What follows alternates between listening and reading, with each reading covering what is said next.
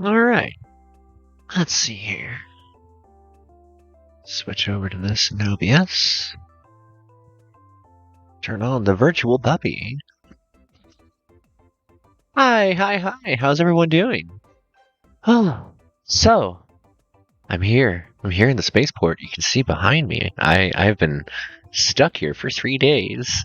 The authorities said that my ship's registration wasn't valid, and so I had to go looking, and then I had to send in a few emails, and I had to wait for those to reach Jupiter, and those came back to the dealership, and now they say that they've got the registration, so I don't know. I've been hanging out here for a little while, and I've had way too many energy drinks just sitting at the space bar. Oh, I think the reason I got questioned is because I spent all this time driving around through space, ferrying luxury goods, and moving amounts that an ordinary citizen just doesn't normally. And I guess that must have aroused suspicions. But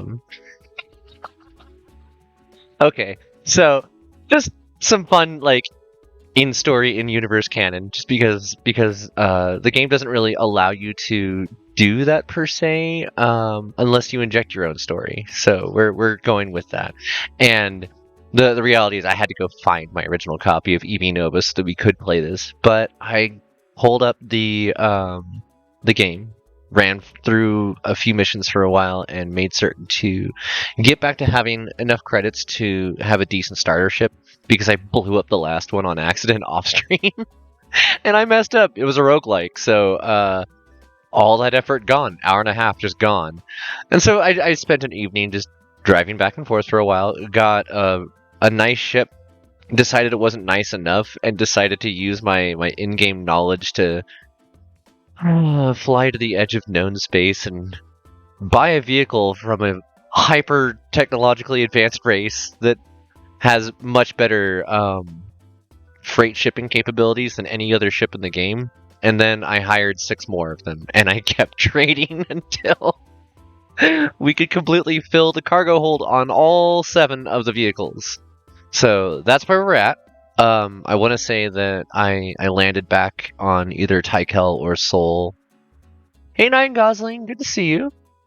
And just parked it there with the one vehicle, if I remember correctly. I haven't actually opened it back up to look yet, but we finally have it after 3 days of me trying to get the game running and forgetting each time that I needed to go get the original license back. So we're there now, and looks like, oh, why is it behaving this way? Well, snag this window. Wait, is that showing? It's showing OBS in the window as well. Oh, this is terrible. How could you? OBS, what are you doing?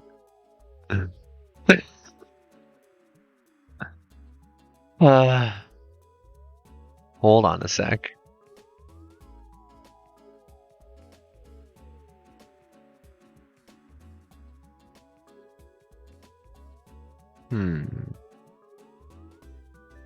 Let's go to the games. Oh, wait. Hold on.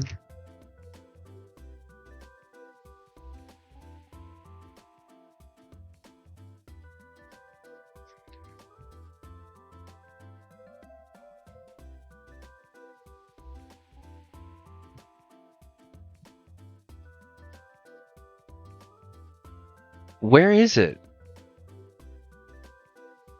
EVN window. Okay, we found it. Properties. Capture method. Bit. Windows 10. There we go. Way too big, but... oh, it's still doing that. What a strange way for this game to behave. Transition. And then we'll just keep moving this down. My apologies, everyone. I thought I had this set up and it is misbehaving, so... okay. Whooper hug. Aww. hugging little cow. That's cute. Oh, I need to do like sub goals and follower information up above me. That's something I need to remember to do in Stream Elements when I got the time. That being said, let's jump into EV Nova. For now, since I don't have better background music just immediately available, and I'm probably going to try looking during our break, we're just going to go with the No Thoughts Head Empty because things are a little silly, especially with how I built the ship up. You'll note the legal status is still Citizen, but our ship is now Cambrian 881. And we have a whole new overlay. But this is our ship. She's clunky, but very big. Very, very big. We have terraforming equipment and 3,391 free space on our ship.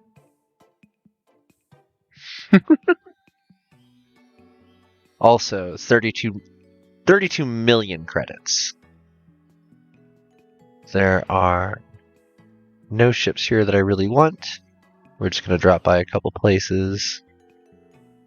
Item mass, 60 tons. Oh, for bigger ships. That makes sense.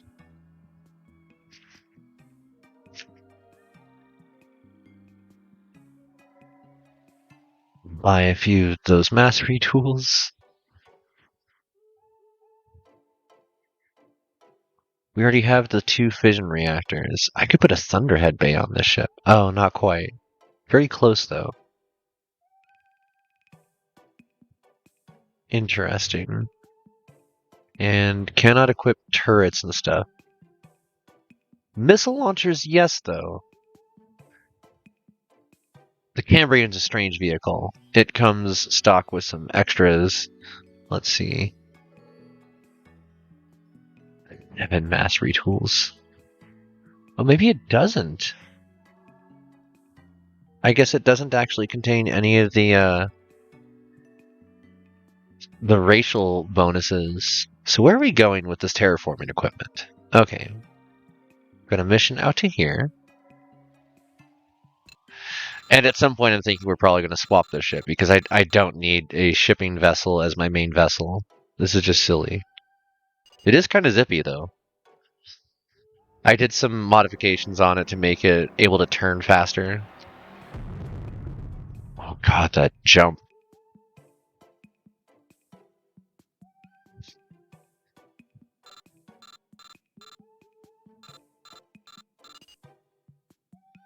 I just remembered there's another way that I could travel in this game that I forgot about. It's a in-game lore secret. I guess I'll leave that up to you folks to decide if my captain should know about that secret inherently, because she's already had some interesting runarounds in space, having gone into Polaris space. As soon as you land, David and his team of scientists quickly set about unloading their cargo as speedily as possible. You lend a hand, and in just over 2 hours the job is done. Thank you, Captain the Sandwife, says David seriously as he shakes your hand. I've already authorized the credit transfer to your account, and if you want more work, just drop by the bar. If I need anything, I'll contact you there. With that, he and his team head off to begin setting up their camp. The University of Misfire is infamous for taking an opposing position to most Federation doctrine, most of which is produced by Kane University on Earth. It houses many academics who don't fit the mold of traditional scientists because they believe in actually doing some research. This does not endear them to the Federation Council or to the Crim Hua, who have made many unsuccessful attempts to have the university closed. Popular public sentiment, plus some extremely cutting and pointed arguments from Professor F. Cook of the Liberal Philosophy Department, have prevented the government from being able to remove this annoyance. So, we are in the system Trishka, or, I think, and the planet Misfire, which is a fun little planet because as we land on the different systems and I read the central information on each of these, a lot of them will have blurbs about like who lives where and like any kind of important people that happen to do something there. But in this case, this planet doesn't actually have anything going on just yet, but we just started that. we brought in some archaeology equipment and some terraforming equipment, and they are going to work on a small chunk of this planet, which, when you look at other planets inside Federation space, there have been previous attempts to do actual terraforming to make a place more habitable for humans, but many of those attempts have been unsuccessful, and a lot of them were just older attempts. They're from before the technology was really there. I just love the in-universe lore. Okay, so let's check the shipyard here. Same stuff as usual. Outfitter, same deal. Get a map of the surrounding area. Oh, they sell horizontal boosters here. Donald Chick's expertise does not just stop at starship design and engineering. It also extends to hyperspatial navigational computational models. When you link this module into your Navi computer, you'll be able to calculate hyperspatial trajectories much earlier than normal, as it includes an incredibly advanced gravitational compensation algorithm which allows you to enter hyperspace from much closer to the system's center. Many Rebel starship captains will attest to its effectiveness. TLDR, I can now warp from 1/2 the distance into the system, allowing me to ignore a lot of like the fleets that are in the way. It's a blockade runner upgrade. So yeah, we're absolutely going to buy that for this silly freight ship that is becoming something else. Huh. I buy radar missiles. I don't know if I want to.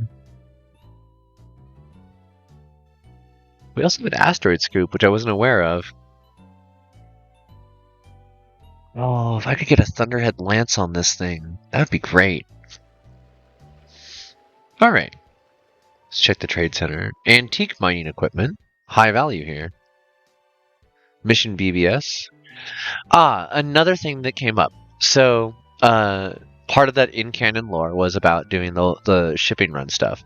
We caught the attention of a company, UN Shipping, based out of the Kane Band in Seoul, who wants us to move goods. And if we do so enough, they'll trust us with more valuable things, which means higher payouts.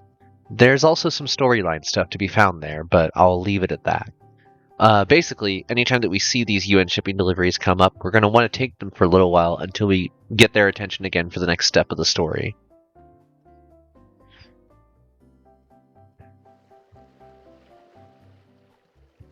You walk into the bar to see an extremely fit-looking middle-aged man making a series of caustic comments to a television crew regarding the policies of the Federation regarding the University of Misfire. Well, that's unfortunate. Local eatery has an offer for all you can eat for 2 credits for all off-worlders for your entire stay. News just to hand, in a cowardly raid, pirate vessels claiming to be rebels have ransacked a large number of Federation ships in the Nezra Primus system.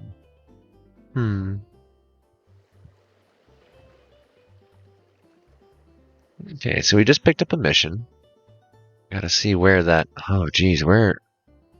Also, we started originally in Port Kane. We traveled to Tykells and Seoul, then did a couple missions with our friend who taught us the basics of Starflight. So we bounced up to, I think, Rimshot and... I'm noticing a thing that we missed. Oh, there it is, Rotharian. And then sent the guy home at Journey's End, Dunroman. Fun little story. After that, though, I decided I needed to get more cargo storage, so I headed out to Outbound and Polaris, the edge of Federation space, and into a different place. We'll get into that later, but it's where this ship came from. Now, I am curious. There it is.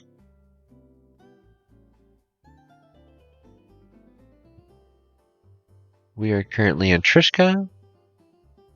Oh, we need to get a faster ship. I don't know if we're actually going to be able to do this in time because the ship is so big. But let's see. We gave it some upgrades. Hello, Tarantulia. Good to meet you. I'm glad you're enjoying the jams. We're listening to the No Thoughts Head Empty playlist while we're traveling through space in our semi-sentient...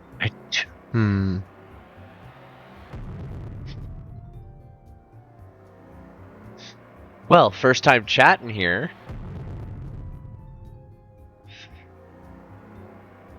Let's see if I missed my mission. Don't have any cargo yet.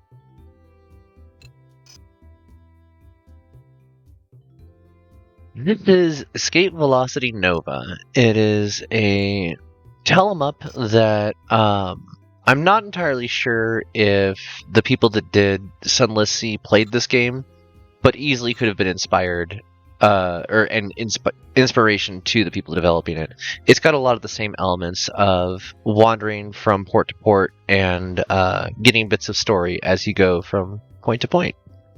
You head down to the deliveries office to pick up your package, and they give you a hand loading it onto your ship. Hargan is a young planet in geological terms.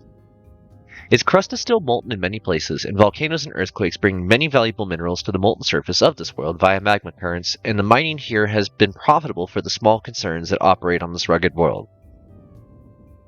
Ironically, Hargan teems with vegetative life, however, and the atmosphere is quite breathable. Many of the plants have remarkable properties due to the strains of living in such a place, and there are many farmers who sell rare crops to buyers across the galaxy. Medical companies in particular order many kilotons of produce per year.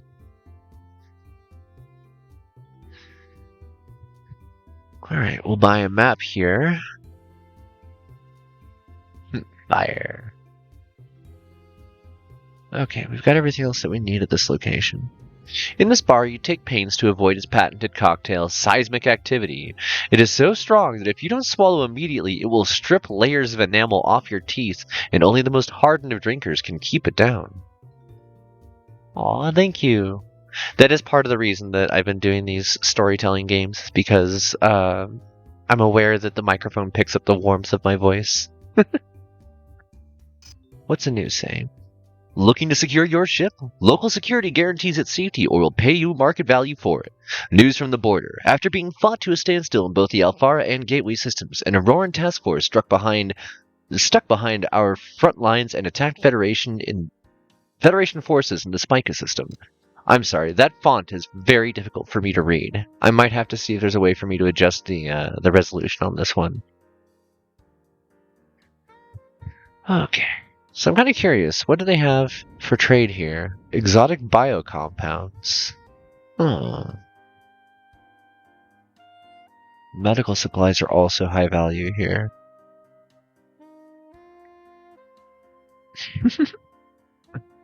Thank you, dear. How much of this can I afford? Oh, all of it. For not very much either. Okay. Mission BBS. Oh, that's a bunch of UN shipping. Balls! By March 28th. What's the current time? March 3rd. I don't think... So that's one jump per day. Yeah, we're not going to make that in time. I don't know if we're going to make this one in time. That's a pretty straight shot.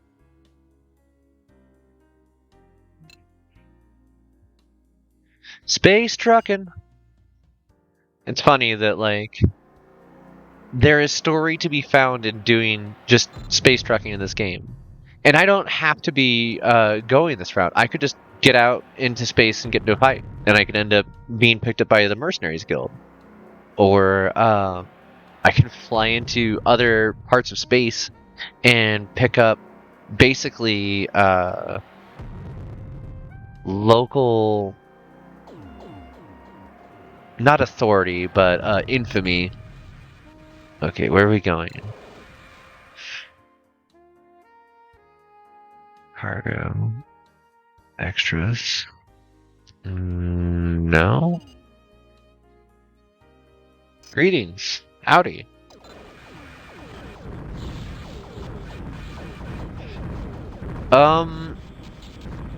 Hello?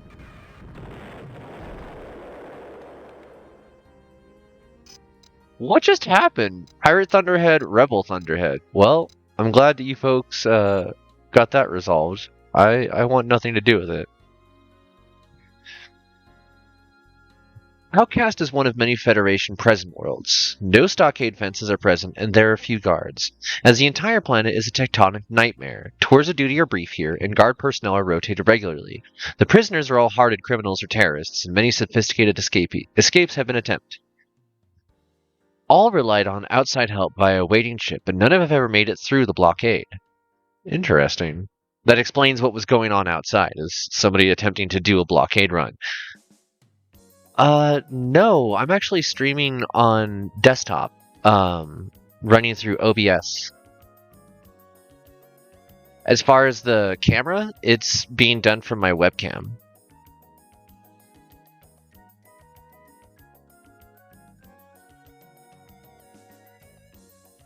So wait a second. Did I go to the wrong place?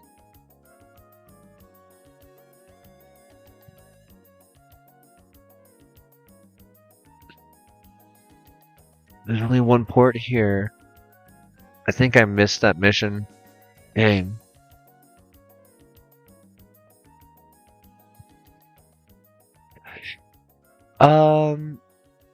There's phone options for like the VC face model, the little avatar I have that's moving around in the corner.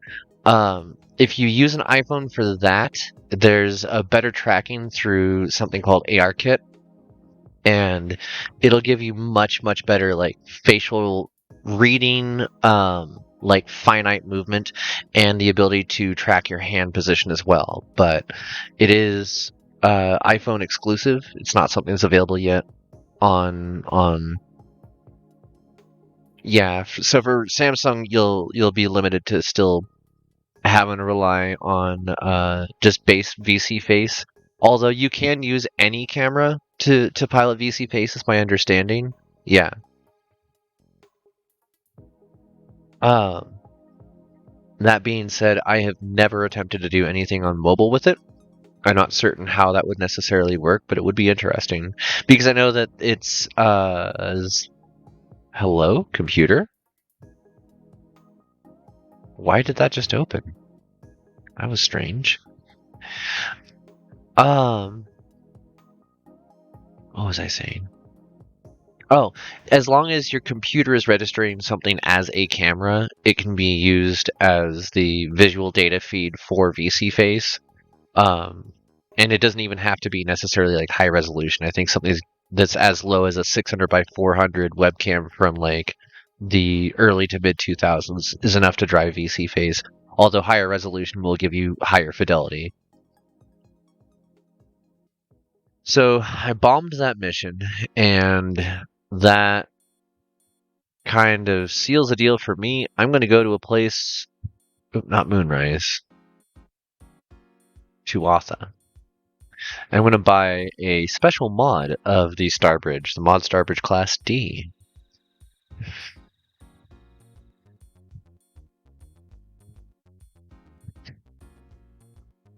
The iPhone? Or just a webcam?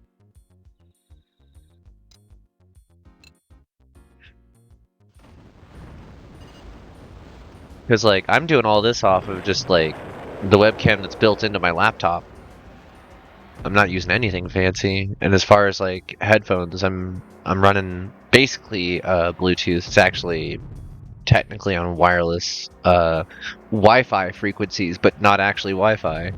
If I stick my headphones in the middle, like, in front of my router, it'll give me all sorts of fun crackle. I will say, I'm going to miss just... Oh, no. I'm going to miss how much this thing can hold. And then I remembered... Okay, they accept medical supplies. I remembered this ship is holding 3,340 tons of medical supplies.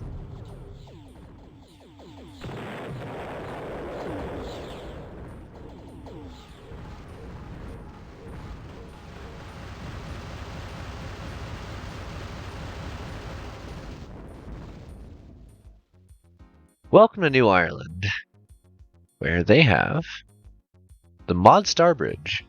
The Starbridge was the state-of-the-art when it first released nearly 2 decades ago, but the latest version leaves it for dead. Improved engines and turning capabilities, as well as vastly increased offensive and defensive systems, ensure that the ship is on the wish list of nearly every freighter captain in the galaxy. That's interesting, it's considered a freighter, because it's not. This thing has so little storage, only, 20 onboard cargo. But it makes sense that you would want to have one as a retirement vehicle. What? Must. Sometimes I forget I'm next to an Air Force base. Okay, we're back up to the 36 million that we started with here. Barrels of Guinness.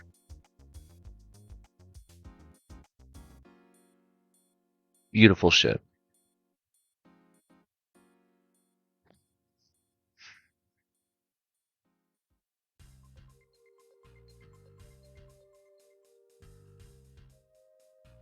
Alright, and you can see that the user interface just switched back over to a Federation-based interface. And we're gonna have to buy some of our old upgrades again, which kind of sucks.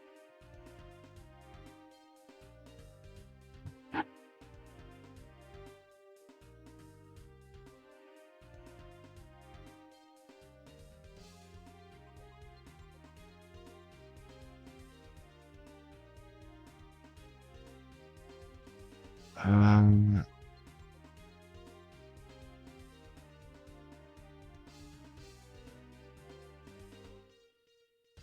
12 tons of cargo space turns into 10 tons of free mass, but is a non-reversible procedure.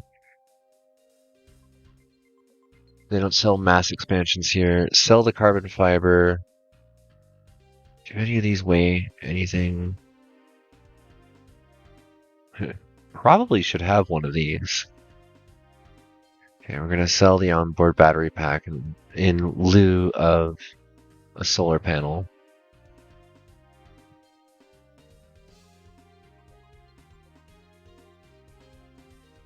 And now I remember where the last set of upgrades that I would normally get for this ship would be. Locked behind story progression for a different faction. I might have to chase that down too. Alright. During the early years of colonization, some of the troubled youth from a strife-torn province of Earth decided they wanted to leave. After many years of struggle, they made their home here. They decided they wanted to leave everything behind that they'd grown up with, and slowly they and their descendants evolved a peaceful royal society. They've become artistic, cultured, and hospitable people, but despite this, remember that this world was colonized by people who've been forced to fight their entire lives to survive. Their skills have been passed down to the wild geese, perhaps the single toughest mercenary unit in known space, known for their fierce independence and near-suicidal bravery. So, there is a storyline that I'm fairly certain can be triggered and likely will be triggered if I click on the bar here. Very tempted to. Also, I'm going to take a bite of my rice here.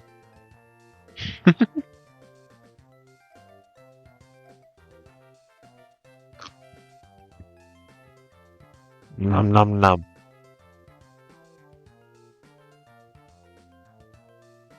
I hate putting down my bowl and then watching a spider scurry away from where I put my bowl. Okay, we got what we needed from the outfitter here. Let's check the bar. You walk into a dimly lit, smoke-filled, wood-paneled room. You're immediately struck by its overcrowding, the huge volume of noise, and the small sign on the bar that says "Roughnecks need not apply." There are no missions available for you here. I wonder why that is. Lower on luxury goods. It's not going to do any good. I have a total of 20 cargo space. Alright, let's zip on out of here. Spider friend just wants to hang out. It's true. They always do. Let's see here. Pyrogenesis Space Dock 4 and the Hypergate Secundus. Well, let's go over there. We need to go buy that horizontal booster again for this ship.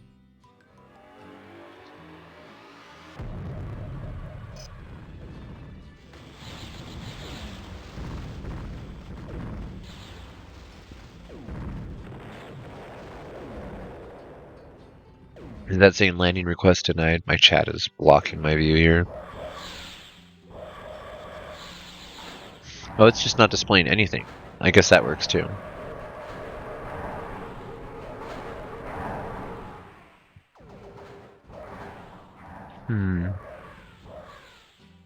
Alright.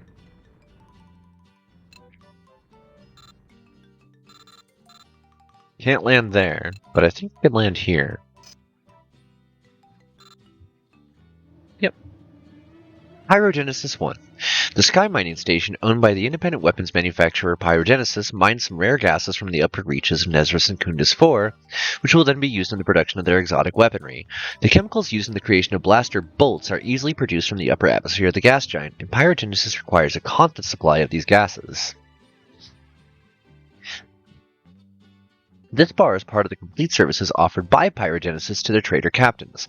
The operation is heavily subsidized by the parent company, so that the service, food, and drink are excellent while maintaining low prices. Okay, now we can do some of these UN shipping deliveries that are further away and require a faster vehicle. A client wants us to pick up a package of 1 ton of artwork on Syracuse and the Galvin system and deliver to Tau Prime and Tau Ceti system by May 13th. Jeez, I can't read today. Alright, so we're heading up here. Nearest route is 2, 3, 4, 5. We have a couple weeks to get there. Alright, we'll take it. Let's go.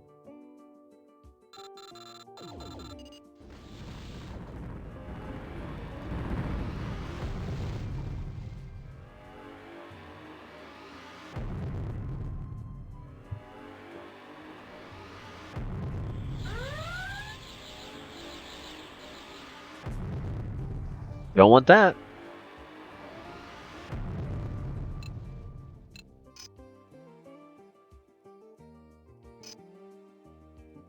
Alright.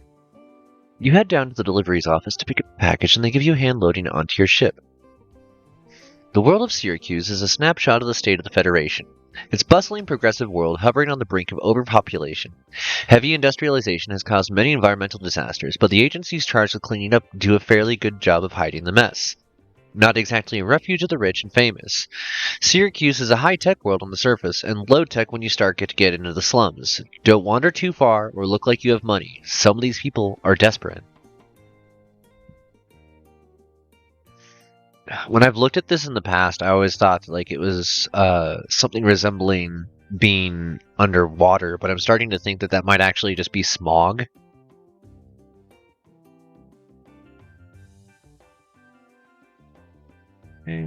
Mega map. Also, to the 29th. Ooh, we are cutting it close.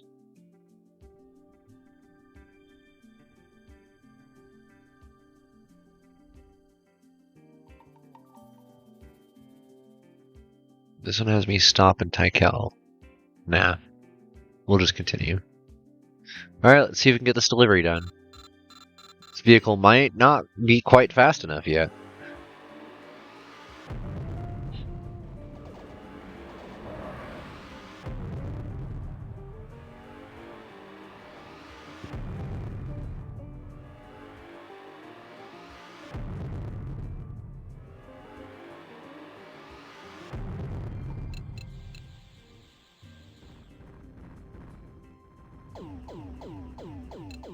Oh no. Okay.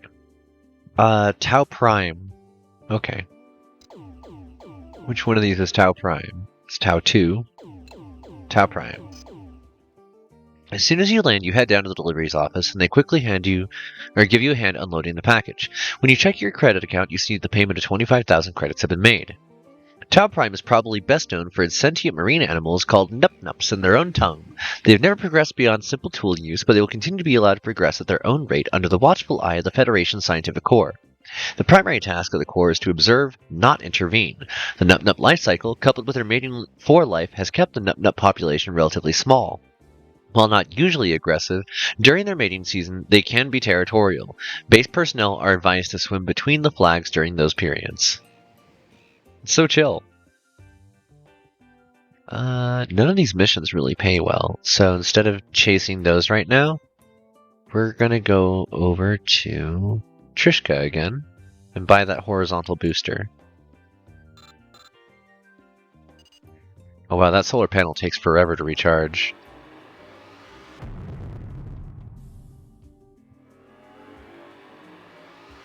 I got used to having a pair of fusion reactors on my ship. What are we gonna do without that?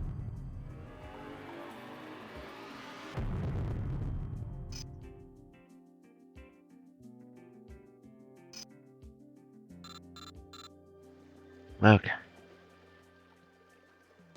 Oh, that's where a good chunk of my weight is. Okay.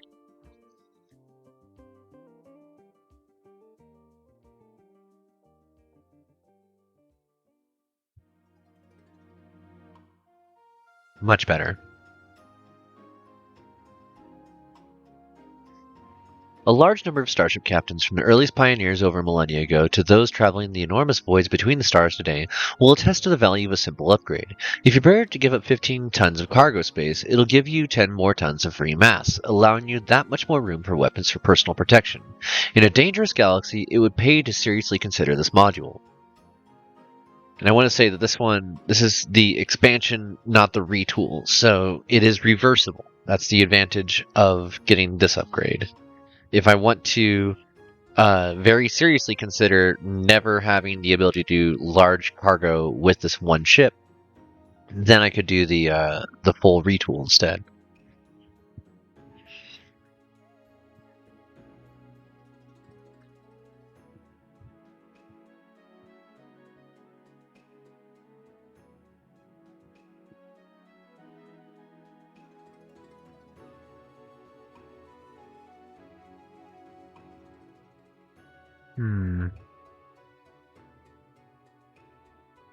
I don't want to drop those light blaster turrets because they are very much worth it.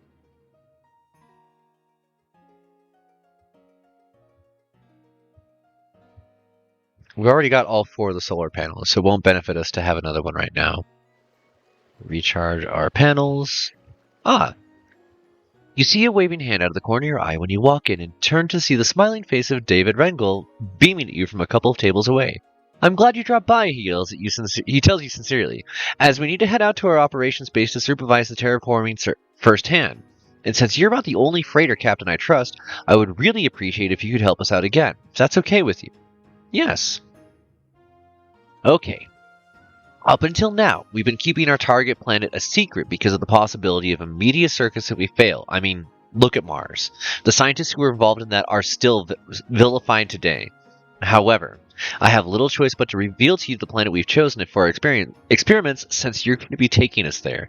But I would ask that you keep the information a secret, okay? The Sandwife shrugs and nods. Great! We need to be relocated to UHP 1002 in the next system. That's the planet that's the target. We'll need about 4 hours to load the necessary equipment onto your ship. We can leave any time after that. Okay. Terraforming. With 5 free space left. Did I buy that? No. Okay, so I have to have at least 15 to just do these missions. That's interesting. I have to be able to do some form of freighting.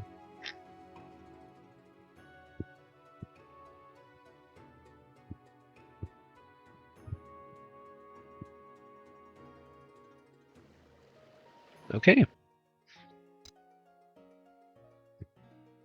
To Procyon.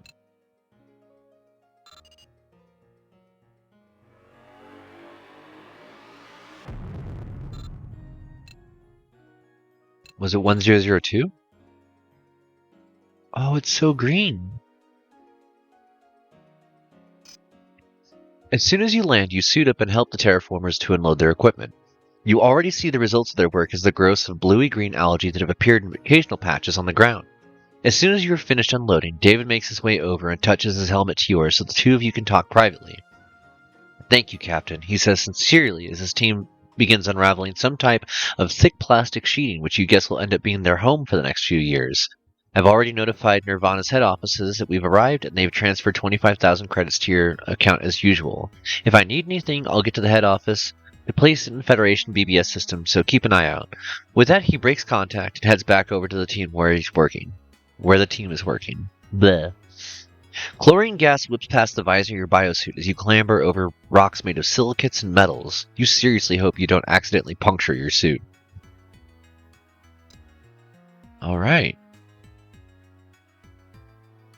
Just out of curiosity, what happens if I land on Tuatha again? Also, I've never really paid attention to like how long in days things take. Oh, that's a Manticore. That's such a cool ship. Alright, to the bar. Hey! You're sitting enjoying a few moments of peace and quiet when you see a gaggle of what you presume to be scientists headed your way. You can tell this by the nervous looks and constant checking over their shoulder routine. Are you the sandwife of the puppy cage? I forgot I named my ship that they would refer to it that way. One of them asks that they get closer. You nod and indicate they should all sit down. Pleased to meet you, the designated spokesman begins. My name is Jerry O'Donnell, and my colleagues and I are keen to employ you. You wait, wondering if any of these people have ever been outside a lab in recent memory. We're studying the possibility of further systems beyond the known universe to the galactic south, and are planning a probe launch in the space down there.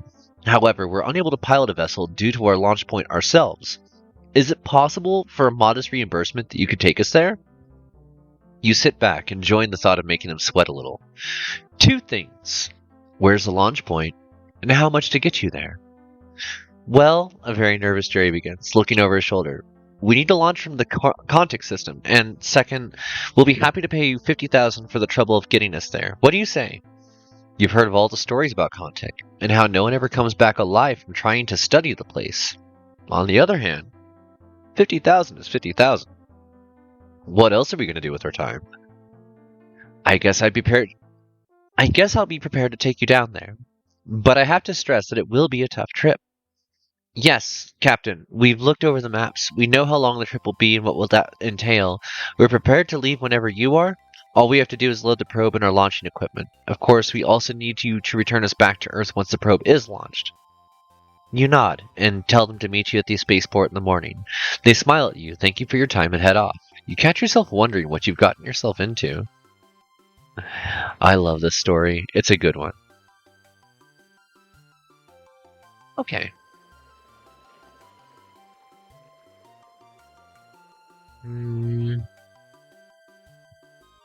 Rotharian, you say? Nazar Primus, Kinike, Thror. Yeah, let's do that real quick. Because we gotta get out of here in the first place. And all the way to Gefjon. Done.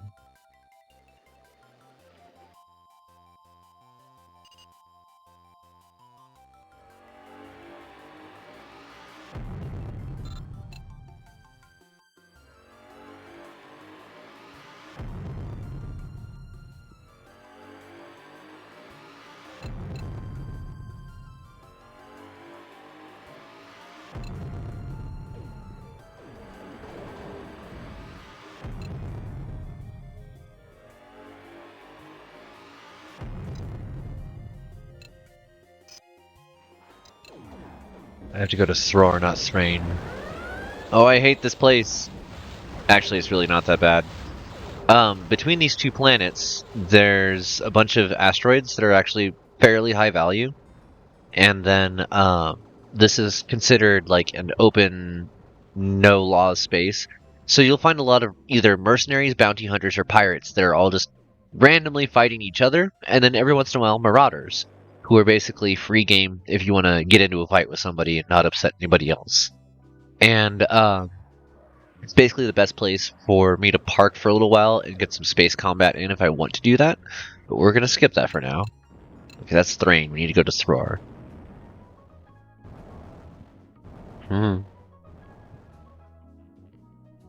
You folks deal with that. I'm going over here.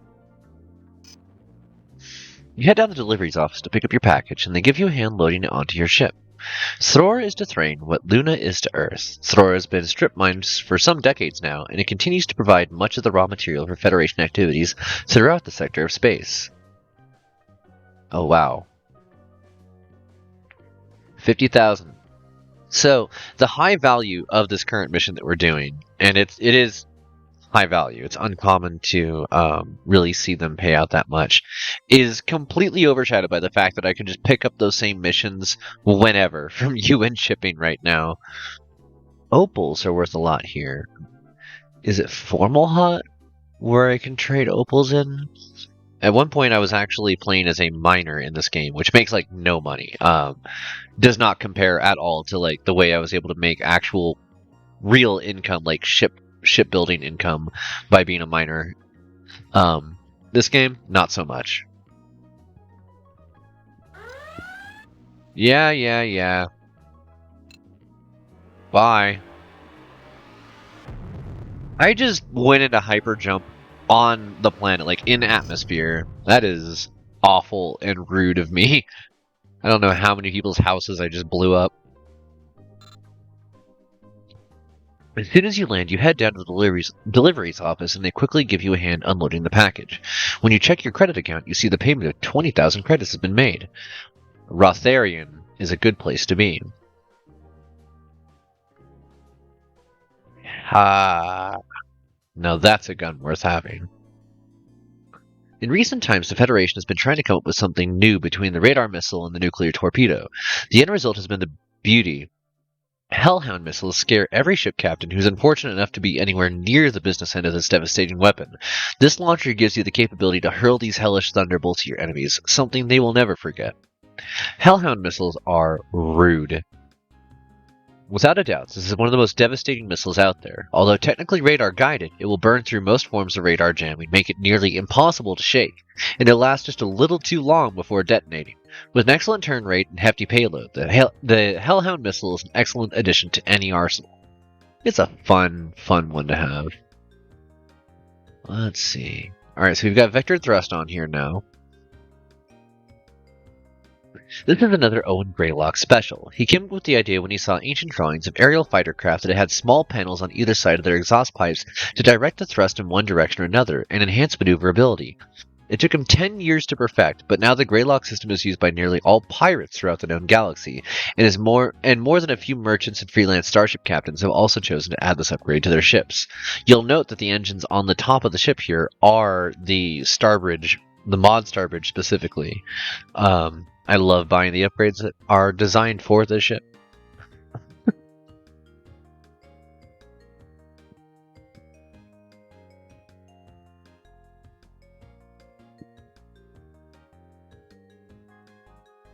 Gravimetric missiles lock onto the mass signature of a target.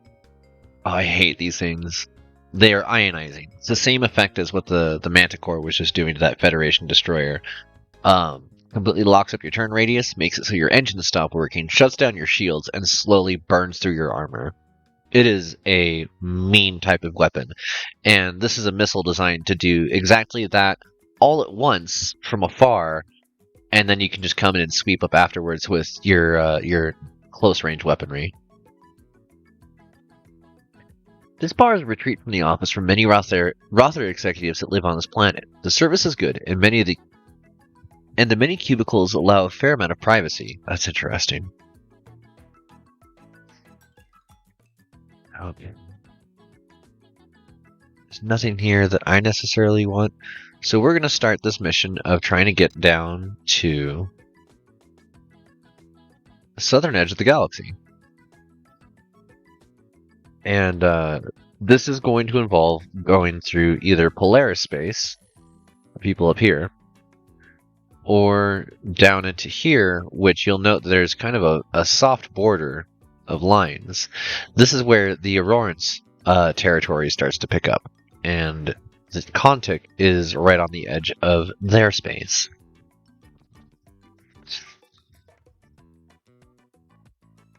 Who are the Aurorans? Space barbarians.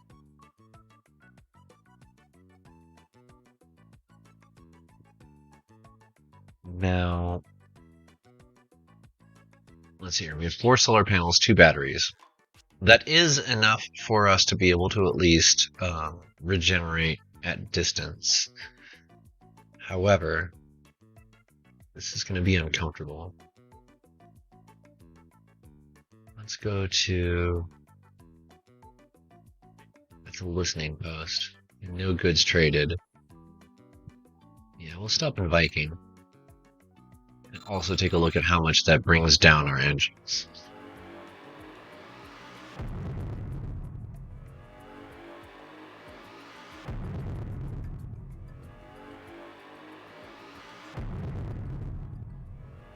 That's 6 warps. We're only down to half. That's not bad.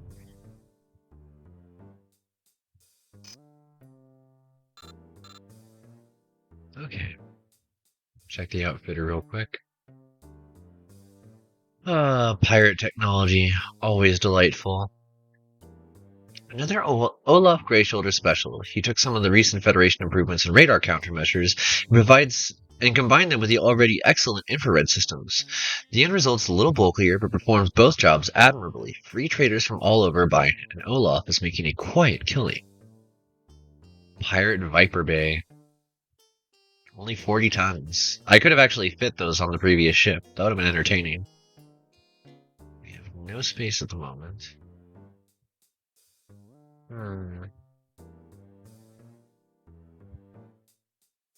If I do a mass expansion right now, that would allow me to throw on 10 more tons of whatever else. I'm trying to think of like what would I actually do with that right now?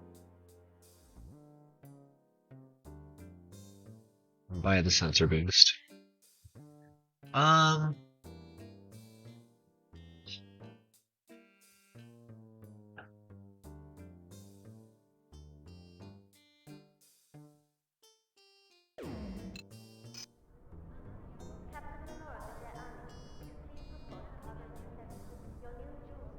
Cool, this already comes with radar and infrared jamming, which I wasn't aware of.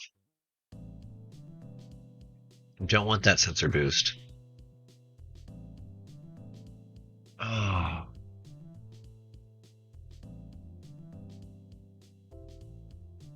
mean, I was doing this for the nuclear reactor. Now I have to, like, reconsider my build again. Because a medium blaster turret is powerful.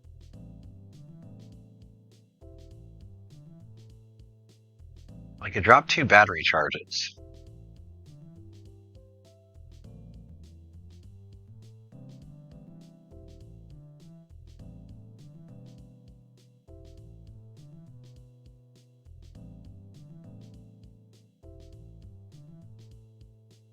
If I sell the other one,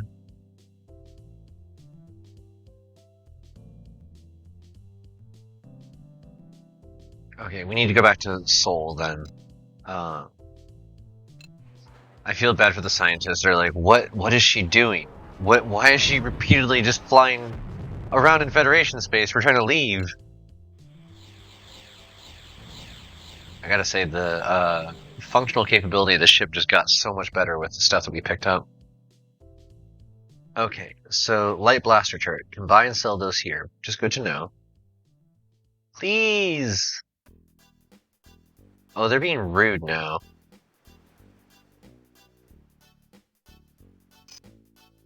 We're just gonna waste everybody's time for a sec. There it is. Okay. Sell this. Buy this. 8 tons. Grab a map just at this point because... Okay. So, we just shoved a fission reactor in a box and strapped it to the side of this ship. And that's going to serve as our primary power source as we drift off into open space where you can't normally land.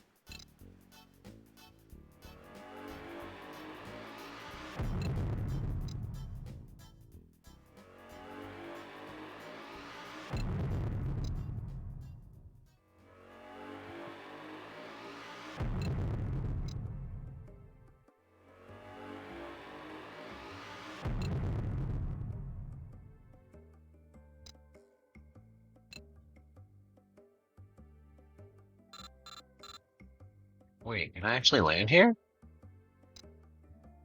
Ports none. Uninhabited system. Is it uninhabited? Because there's a whole planet here. Valor is a desert world that is dotted with countless small oases. The Dani use this world as a hunting field and as an initiation planet. Potential Dani warriors are sent here for 1 month as an initiation. Surviving on this world for a month due to the many oases would not be an incredibly difficult task if it were not for the introduced Kunjo, the most vicious predator found naturally inside the borders of the Empire. The Kunjo hang around the oases in search of prey, which then makes the only habitable areas of this planet extremely dangerous.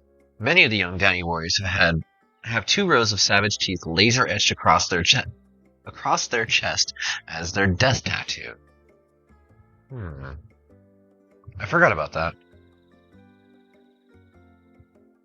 So, in the world of appropriation versus appreciation, definitely some appropriative plot points and ideas and general aesthetic. Note that this game was also out around the same time as Fallout 1, which was outright insulting.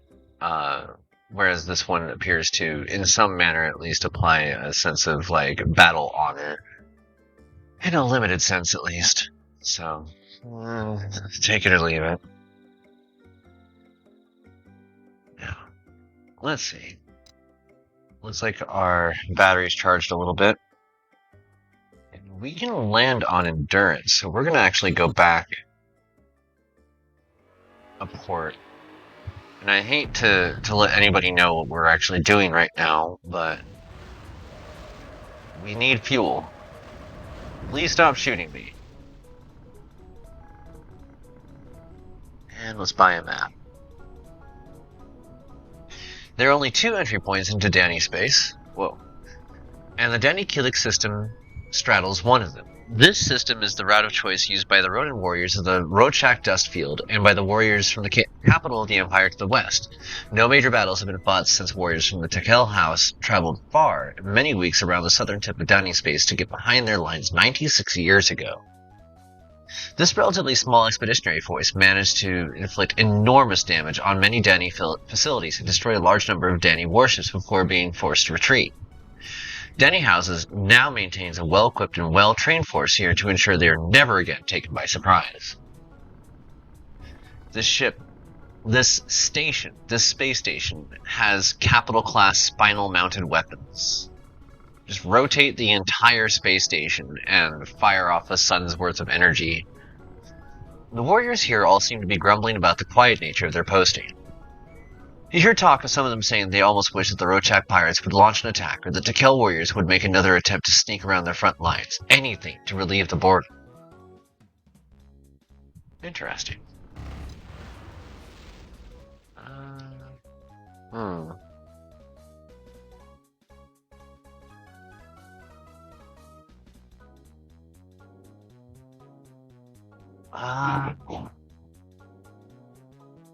No. Okay, so there's no link between those. I guess we're gonna go down and around and hit Boro, and I hope there's a link from there. The star map is interesting in this game. It's simple, but it gets the point across in a way that I like. Well, Boro is just a house. Dani listening post 1. Do they have maps? What are you? Oh. Nice. I got to deal some damage. Also, I love these weapons. They're so pretty. The Dani House maintains a listening post here, manned by a group of extremely dedicated warriors. It is their duty to warn the Dani fleets of any incoming hostile attackers, and then hold them off for as long as possible, to give their fellow warriors time to prepare. It is an arduous position, but the honor earned is immense, and those who survive can wear their many battle tattoos of pride and are treated with respect by all. That's good. Okay, nothing here, so we'll go around the curve.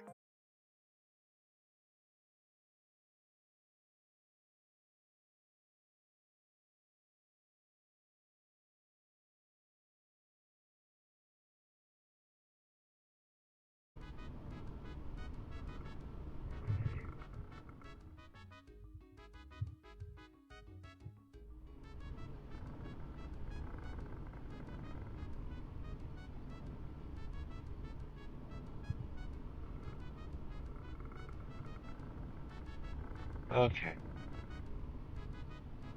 That was a fun little mess. Also, I'm noticing that there's like actual dock audio in the station that I'm on.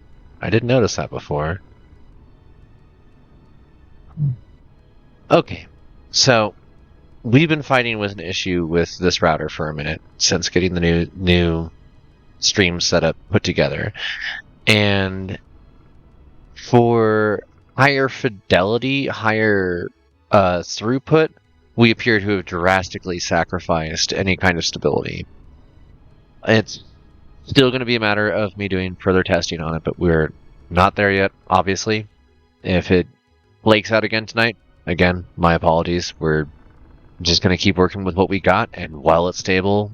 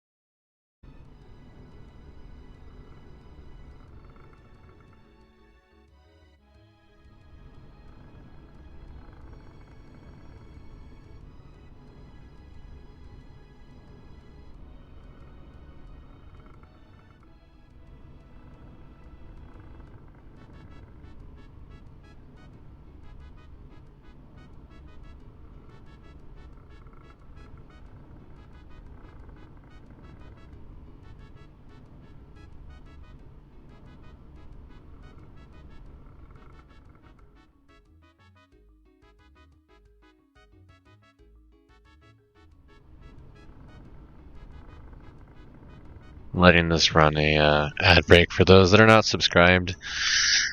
And for those that are subscribed, hello, hi. I'm rolling a joint because this is frustrating, and I would like to not be so frustrated.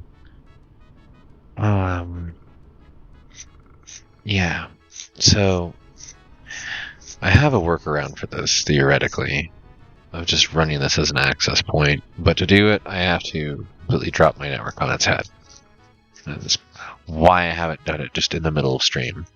But I'm also noticing that our network is consistently dropping and coming back up. So I'm torn. I would love to like make this problem go away and have both high speed and high stability. But I don't want to pick one or the other. Like we live in a future where I should be able to go into VR and stream that without even having to think about it, but that's not the way that reality seems to be working at the moment. I don't know.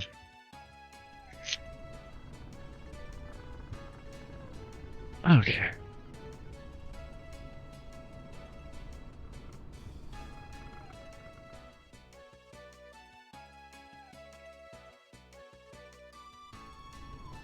Now, what do you folks think so far of EV Nova, of the story of the universe that's out there?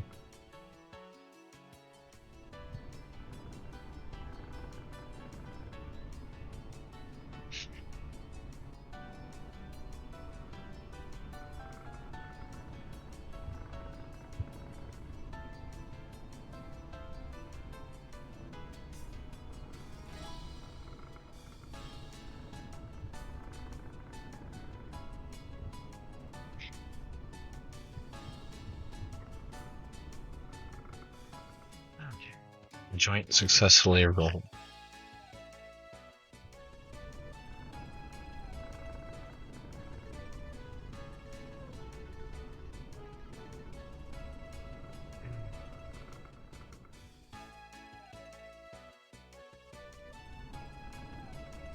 I don't know. For those that are watching, I guess for now we'll just let it ride. It seems to be up for the moment. I threw myself back onto the old connection and opened the garage door, and we're just blasting a heater at me. It's the only middling solution I've got. It's the original connection that we were using before, so at least we know it's going to be up. I just hope it doesn't rain, because we had a microburst earlier that knocked over a bunch of stuff in our backyard. There was so much rain. Alright.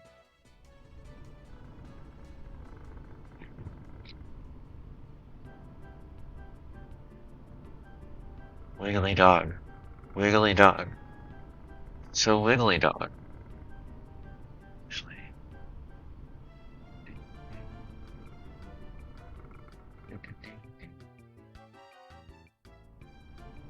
There we go.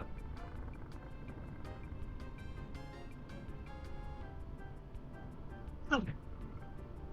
Neilha Memorial Station. Named after the former Obsidian Heart, arbiter of the reckoning of the Tekel House, this system was a scene of great victory by the Tekel over the Dani. Neilha lured the Dani battle fleet into the system before single-handedly engaging the entire fleet, thus holding them in place until the Tekel fleet was able to get them into position. His action enabled the Tekel House warriors to help themselves to a near-complete annihilation of the Dani fleet.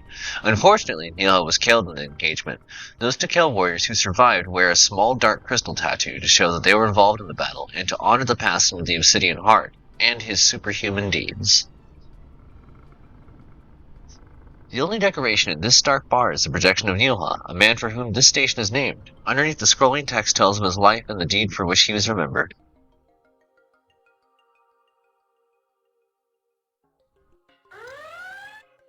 Yeah. I'm out of here.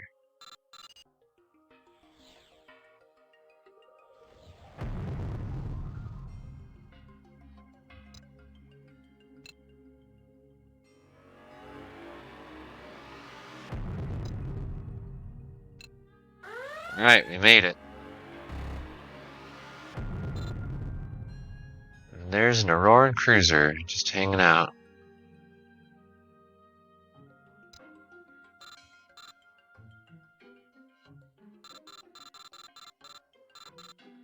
No response. Wonder what's up. Well, here's the planet. It's got a weird ring around it. You check for other ships as soon as you entered the system, finding nothing active. The only thing your sweep revealed was an ancient hulk of an Auroran cruiser drifting in the distance, and because your sensors could not get a good reading on it, you diligently kept well clear. No, I didn't. We're ready to activate the probe as soon as we unload it and set it up.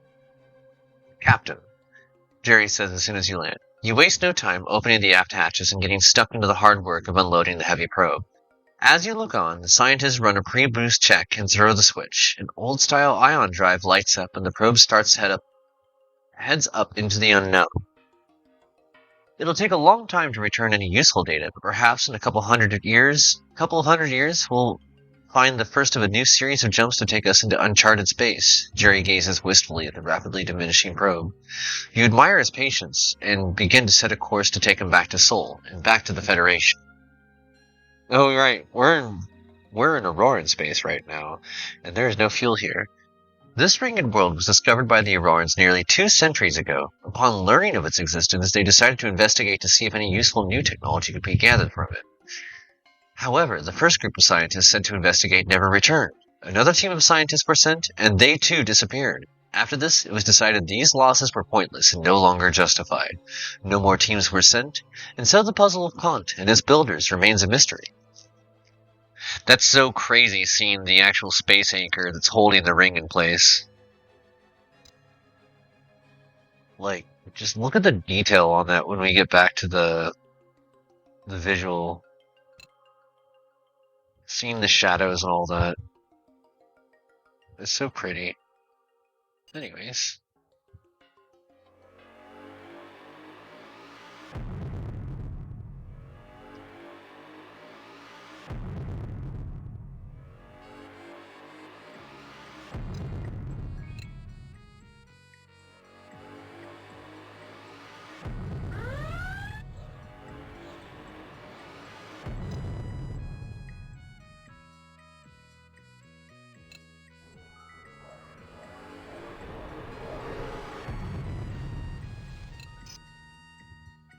Whoa, that's a big station.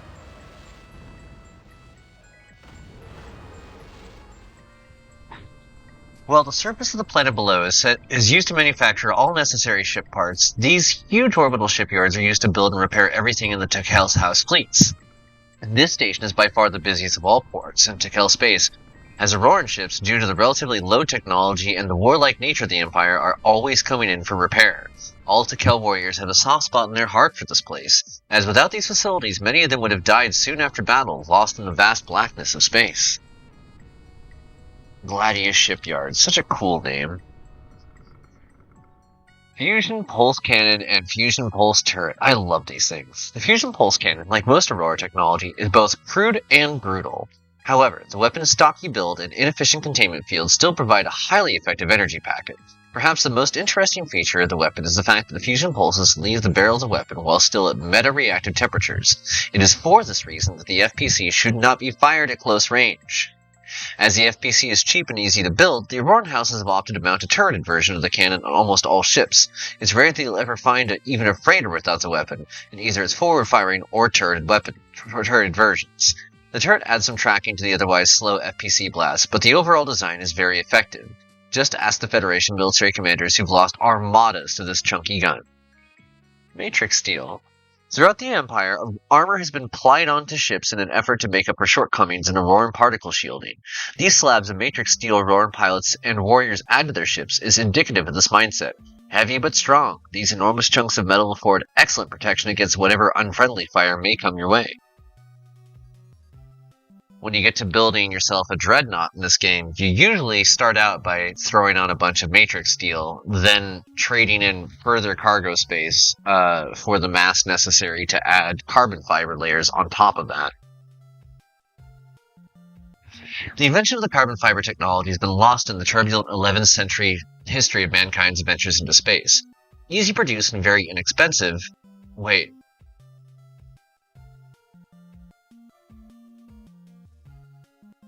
Has been added to ships for nearly as long as humanity's been in space, or so historians say. At the end of the day, adding carbon fiber composites to your ship gives you a decent increase to your armor without draining your coffers or using up enormous amounts of your free space. Heavy arms, anyone? The storm is a sacred weather pattern in Auroran culture, symbolizing the power and fury of the hordes of Auroran warriors. Many warriors have a thundercloud as a death tattoo, indicating they will die in the fury of a mass offensive. The storm chain gun reflects all Auroran philosophy of overwhelming the enemy with numbers. The storm is effectively 4 hails on a turret, and as a point-defense weapon system, it is used to destroy incoming fighters and missiles with often devastating effect, without requiring any command input from the bridge. Setting one of those on my ship instead of the medium blaster turret might actually not be a bad idea. It's the weight allotment necessary to do that, though. I would be better off to do so once I'm more regularly in less hostile space or less long distance.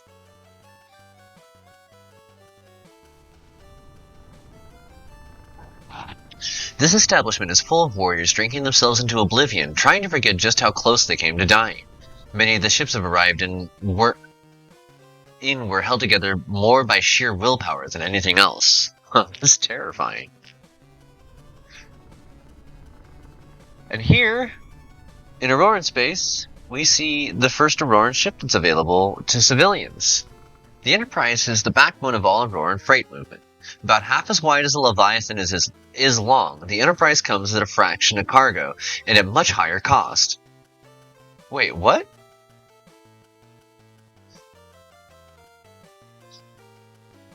Nevertheless, the Enterprise has several advantages over the Leviathan and the Pegasus, including integrated FPC weaponry with room for much more, a higher sublight speed, and ability in time of strife to be converted to a passable military ship. Hold on a second. I wasn't aware that that thing had 250 storage. But a Leviathan is way more expensive. Like, I want to say Leviathans cost something like 5 or 6 million to start for the cheap ones, and have a storage of roughly 2,000. So what are they talking about here?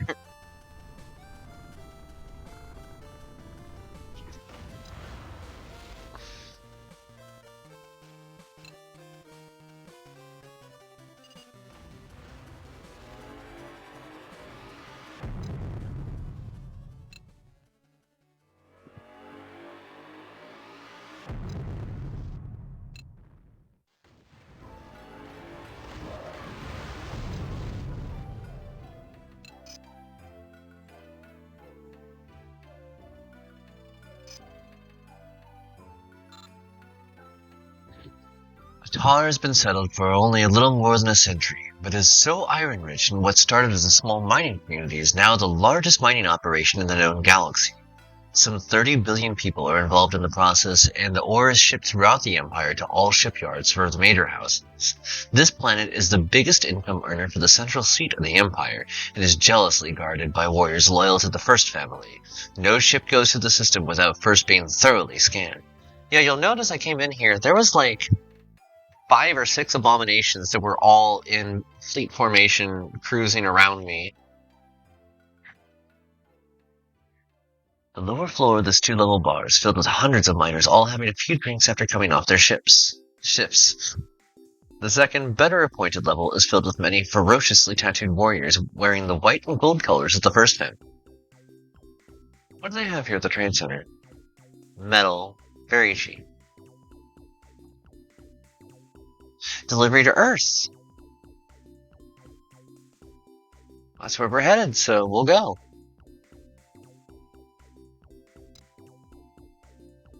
Also, we finally made it back to, well, close enough to Federation space.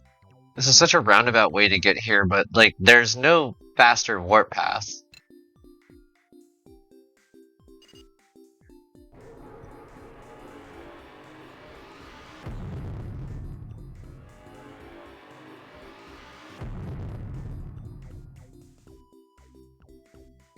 Uh-oh. We're back. Okay.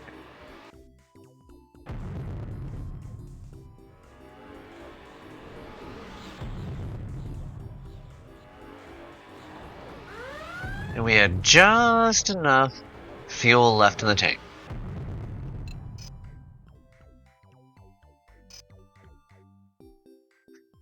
Thank you for taking us on our journeys, Captain. Jerry smiles. In the time he's been on your ship, you've grown quite fond of the man and his quiet manner. He hands you a credit chip and tells you that future generations of spacefarers will probably take routes to new subsystems simply because of the research you've helped them with in your service. You wonder about what the probe will find out there. Perhaps a universe that you are beginning to know so well will only turn out to be a corner of what's really in existence. Perhaps the probe will be the first human contact with an alien race. Only time will tell.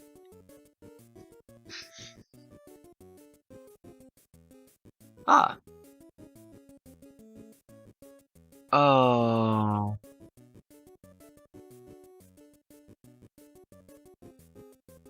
Oh no. We just got locked into a storyline, and I didn't get to choose. I didn't get to let you folks choose. Okay. We'll see if it sticks. As a group of dock workers unloads a shipment of industrial goods from your cargo bay, you are a little surprised to see the traditional long hair and utilitarian jumpsuit of the Velos coming towards you. The nameless Velos looks at you very oddly for a moment before smiling softly and walking away. Concerning. Shipyard. Nobody. Outfitter. Nobody. Bar. No, nobody. Equipment delivery. By David. We need some more equipment to continue our work. It should only add up to around 10 tons, and the total pay will be a usual 25,000 credits. Can you head over to Greenwich in the Horizon system to pick it up? Yes. Ah, 1 sec.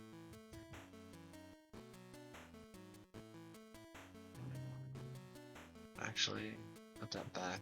Someone's. Oh, and Gleetechnia. Wait, what? Oh, right. There we go.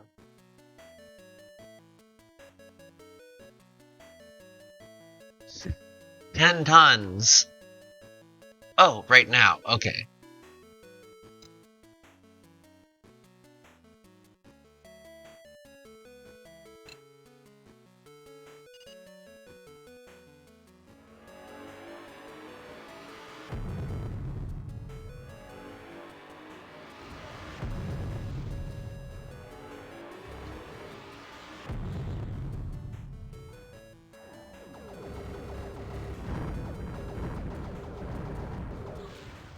A group of dock workers unloads a shipment of metal from your cargo bay. As the salesman says, if you want weapons, you come to the right place. Home of the Gleetech Corporation, formerly known as Glimmer until the discovery of the Glimmer system. This planet has only one export: weapons. Gleetech is one of the few commercial weapons manufacturers of note, and the oldest by far, as it was created in 2045 AD, approximately negative 735 new century? New calendar, that's what it is. Some 1900 years ago. So if you want weapons of any kind, from portable flamethrowers to the enormously successful radar missile system they invented, you can get it all here. However, it does not come cheap. If you want it, you have to pay for it. Let's look around over here. Nothing special for sale on the shipyard. What about the weapons outfitter? Sensor boost?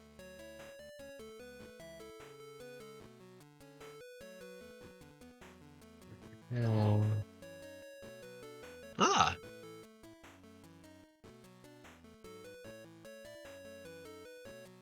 I could equip a Thunderhead lance on this ship. Thunderheads are built around the stocky beam unit. The lance is a simple laser, nothing more, nothing less. It's a very highly charged weapon, but it is effective only at short range. As the best way to use the lance is to almost ram the ship in question, it is a favored weapon of the wild geese, who consider it a divine gift. The wild geese are right. This is one of the best weapons in the game. You can just melee other ships with a giant lightsaber. It's great.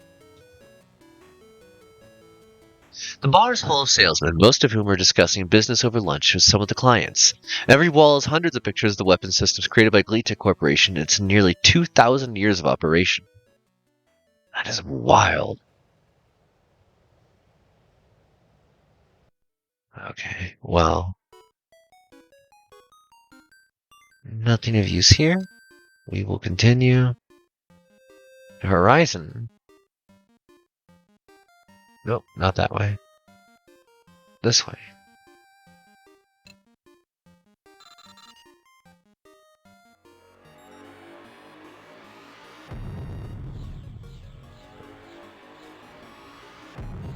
I hope you folks are enjoying story time. This is a fun game to go through, just all the little bits and pieces of information, and a lot of that text, like the bottom of screen description of the planets or the various systems and whatnot, is not the most interesting. But it's the little bits and pieces of lore that make this feel like a lived-in world. Also, check it out. That's a classic Starbridge. This is my mod Starbridge. Now, where was this mission taking us? Greenwich. You quickly find the consignment of 10 tons of equipment that you are after. The loading staff are very helpful, and in under an hour, you're ready to begin your return trip. Greenwich reflects the twin British desires for comfort and control. Though habitable by humans when first discovered, it was only barely so. In an effort to make it more habitable, the Federation launched its second terraforming effort after the disaster on Mars, and it's been 100% successful. Powerful microwave satellites heat areas of the atmosphere to prevent the violent storms that used to rack the surface, while gas converter sailplanes high in the stratosphere keep oxygen levels at the comfort point for humans. Two small moons, Kronos and Hourglass, were dragged into orbit by the hyperspace shunt to suck off some of the excess atmosphere. Designed by Graham Stewart, an English engineer of great genius, Greenwich is a lovely place to live, but tends to be overcast many days of the year to protect against overexposure to horizon's sun. Oh, you figured out how to make the tentacles move the ball around. I like that.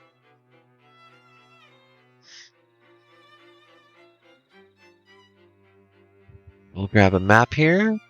Hit the bar. The very proper bar is filled with the requisite number of men, all with well-groomed mustaches, drinking pints of warm, flat beer and speaking in boorish tones about inconsequential manners. Your immediate thought is to run screaming. Okay, back to Procyon, where they're busy terraforming planet. This is my kind of story. We're making a home in space.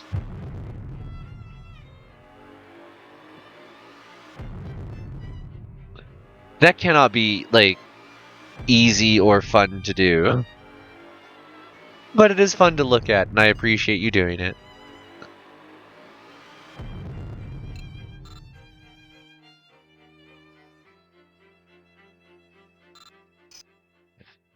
You can see the changes wrought by the terraformers as soon as you land. Much of the landscape is now covered by the blue-green algae that had barely gained a foothold when you were last here, and the thick smog-like atmosphere seems to be significantly clearer to you.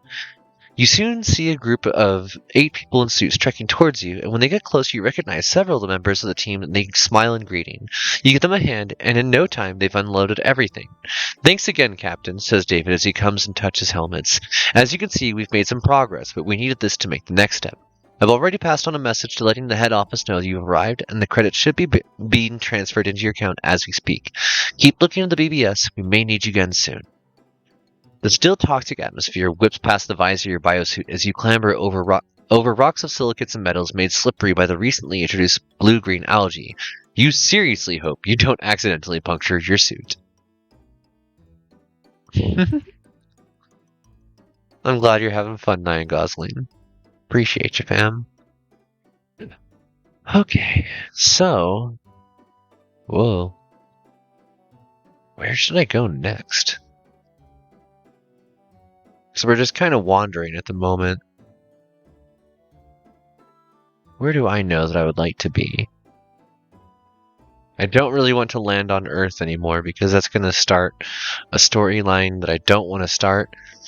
But at the same time, it's also the only way for me to start a different storyline I'm trying to start. And hopefully they interrupt each other and I don't have to get locked into one.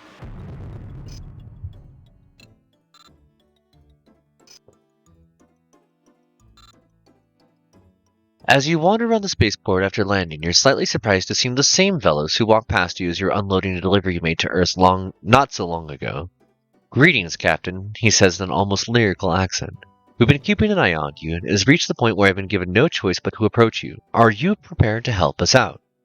Something in his voice, and the way the whole area seems to stand still, tells you this is no simple request, and you get a deep feeling of foreboding about the choices in front of you, and you hesitate for several moments before making a decision. Do you agree to help him? Alright, this is it, chat. All 5 of you, I need you folks to vote. We're gonna do a vote.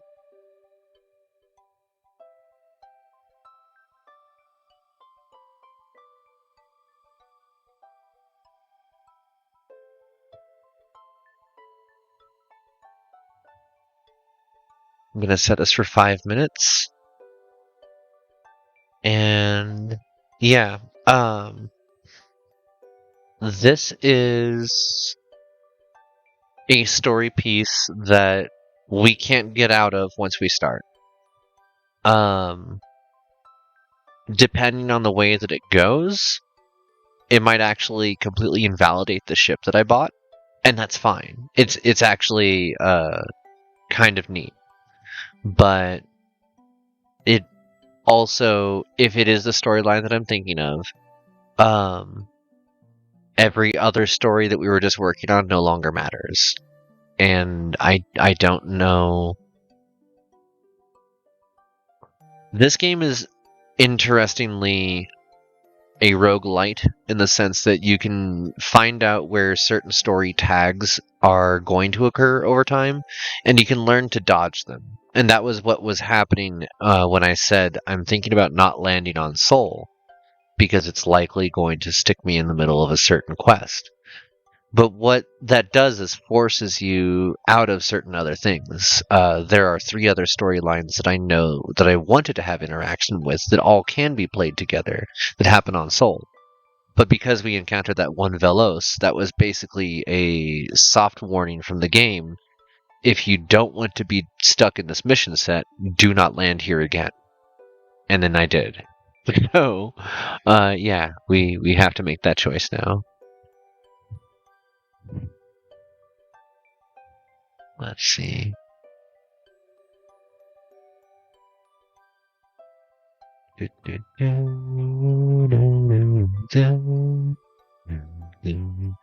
We have 1 vote so far.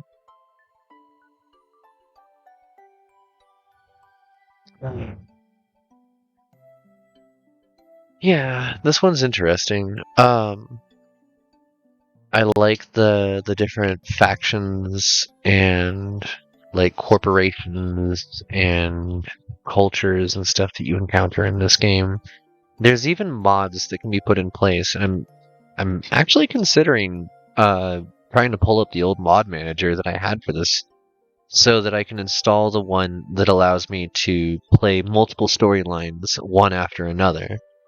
Um, at the same time, doing so from scratch in the event that this storyline ends or we die, because I think we're still on hardcore mode. Yeah, I don't know. It's interesting. It's part of the reason that I have trouble going back to Sunless Sea immediately after losing a ship in that one, because so many of the story plot beats are there, and you had to make like gravity-based decisions on them. And the way that that game plays it out is those decisions also all have their own percent chance of something to occur, but there's no guarantees. This game does that as well. There are a few missions that I know that is a factor, but I don't necessarily know all of them. And this is one of the ones that I know less about because I usually avoid the storyline. I know that anything having to do with the Velos is pretty important.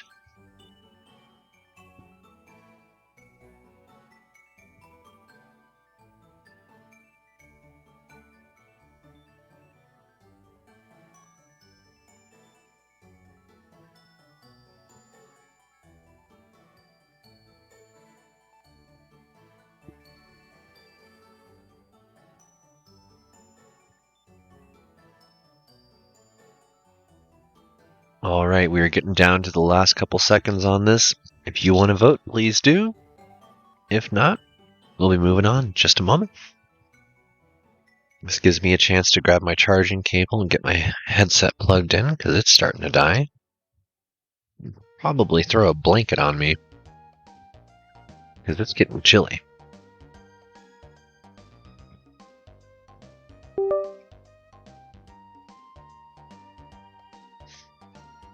Also, I'm not opposed to switching. I do. One moment. Managed to capture my own microphone in the tassels of my blanket. Okay, so we ended up with 1 vote, and it is going to be a yes. We are going to help this Velos. And now we get to start hitting some parts of the story that I don't know. So a lot of this will be new for me. I do know a couple of outcomes that are potential, but I don't really remember the specifics of them. Let's go, though.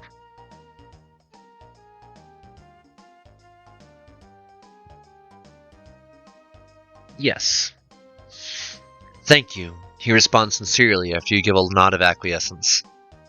You see, it's been nearly 7 centuries since anyone has set foot on our homeworld, and I was wondering if you could find it for me. We Velos can remember its exact location, but not the route to or from it. It would mean a great deal to all of us if you could bring us news about its final fate. He tells you quietly, I cannot join you as I have business here, but I will be waiting your return with great anticipation. I'll go with majority because just got home and no idea what's happening. That's fine. With that, he turns around and walks away, leaving you wondering at the odd encounter. So, we just got to a part of the story where there's a culture inside the Federation called the Velos. They're blue people, and they're psychics. They're so powerful of psychics that they can create their own ships out of pure psychic energy and use them to travel the stars. But you never see them outside of Federation space, not normally. And so it's interesting that this one just said, it's been nearly 7 centuries since anyone set foot on our home world. They know they know where it is, but they don't know how to get to it. And our ship just proved that it's able to go very, very far. We just did a delivery mission to the bottom, the southern edge of the galaxy is what they described it as. And had to fly through Auroran space, which is the space barbarian faction. It's so far been a pretty interesting journey.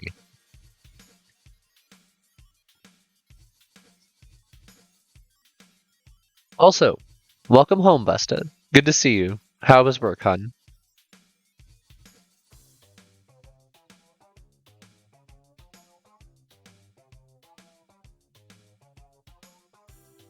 Nothing at the shipyard.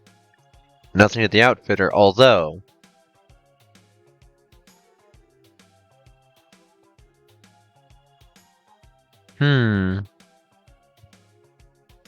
Looks like we're going to be doing that mass expansion again.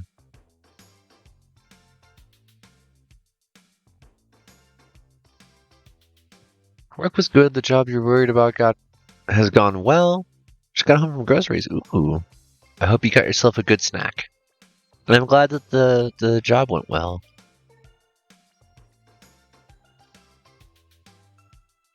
Available 1 ton. The only way that I'd be able to... I mean, I can knock the... This is a terrible idea, but we're doing it. We're knocking one of the medium blasters and our infrared jamming off of the ship in lieu of an entire fission reactor. This is going to help with our ability to regenerate, but we're not going to have nearly as much firepower. 1/3 less, to be exact. Okay, nothing at the bar for now. Rotharian, Codehaven, Bloodstone, Syracuse. Nah.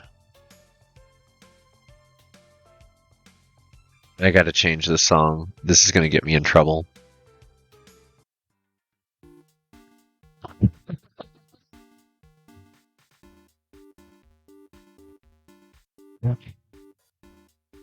So this is interesting to me. Nobody's set foot there in 7 centuries, but it looks like I've almost already got the route.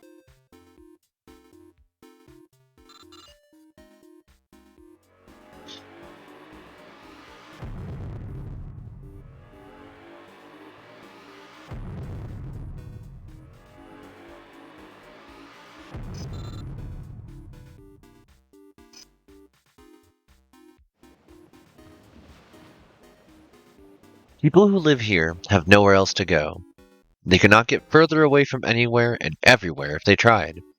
If there's a bright center to the Federation, or anywhere else for that matter, you are in the system that is farthest from it.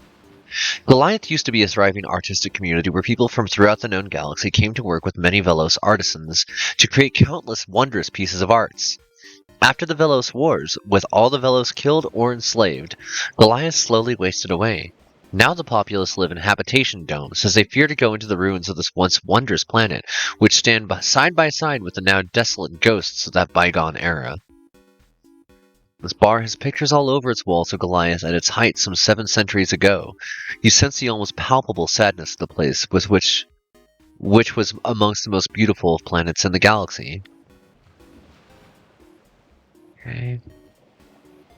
That's so sad.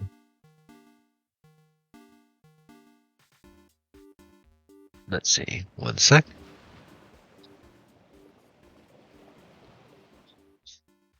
Oh, that's strange. It let me alt-tab without doing anything to the audio this time, but it's been pausing the audio every time I've gone into Chat Arena before. Go figure. It must be when I'm just in system. Okay. So, we've parked, we've refueled. Let's take off and see what we can find here. Oh, there's a Leviathan.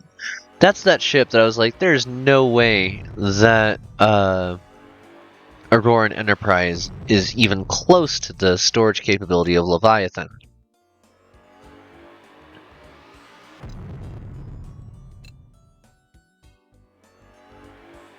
Whoa.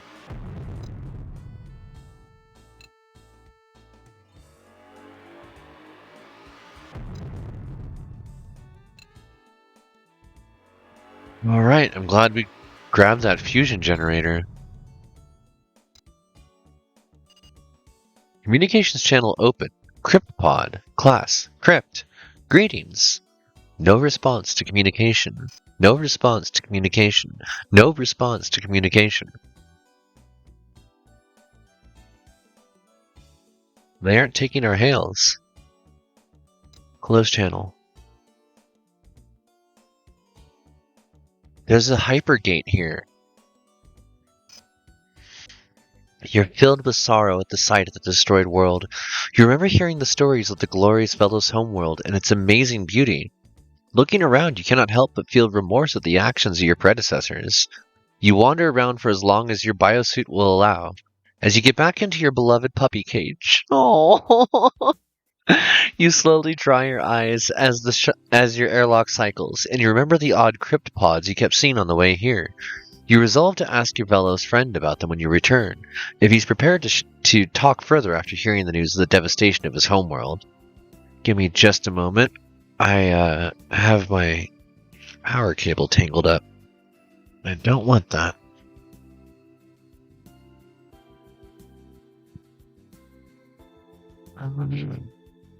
That's better, I suppose. Okay.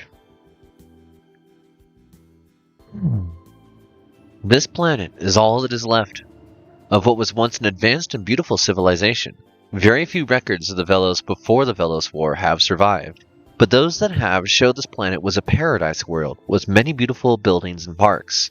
The Velos that remain alive today say that in every city there were artistic and athletic festivals, and that these two pursuits were viewed as the most noble by all Velos. Now only radioactive dust and 1 or 2 radiation-assisted microbial life forms remain here, resistant. You wish you could spend more time wandering around the ruins of this planet, but your biosuit is already giving you warnings about the radiation. First of all, Captain, you should have a better biosuit. Like, what do you... We already went to Contact. If the radiation here is that bad, why did you land? What were you thinking, lady? Okay. Still fighting with my power cable. My apologies. Probably bouncing all over the camera. Yeah, that'll work. Okay. Well, these scenes are interesting. I'm not going to do anything, because they aren't either. We gained further navigation info. Well, back to Earth.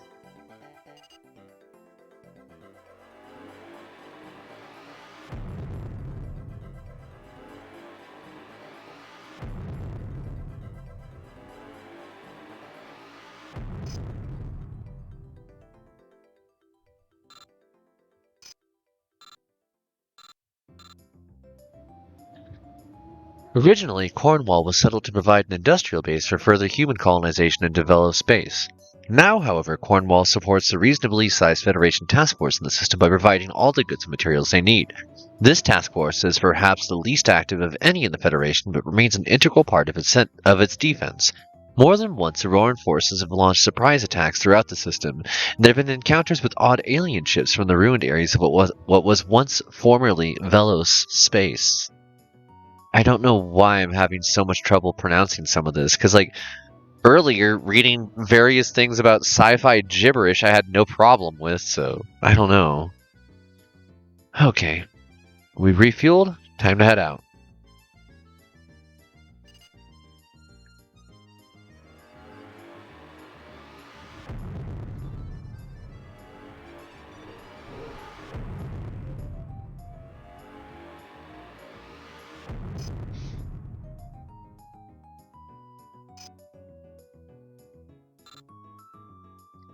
You're not terribly surprised to see your Velos friend waiting for you when you land. I can see the devastation in your mind, he tells you sadly, and you're reminded that all Velos are powerful telepaths. We knew that the Colonial Council had destroyed it, but we had hoped that it might have recovered a little intervening years. I am glad the crypt mine left you alone, he says with a mysterious smile. It always attacks every Velos that approaches it. For some reason it leaves you humans alone. Anyway, it is imperative that you learn more about yourself. You must go and see my friend Florian, who lives on New England in a Wolf 359 system. He isn't always around, but if you keep stopping by occasionally, you'll catch him eventually. After he walks off, you are left with more questions than answers. What is the crypt mind? What is it you need to learn about yourself? What exactly is going on? You resolve to find this Florian and ask him as soon as possible. Oh, I really don't want to do that quest. I hope that it hasn't interrupted my ability to pick up these other ones for Sigma shipyards.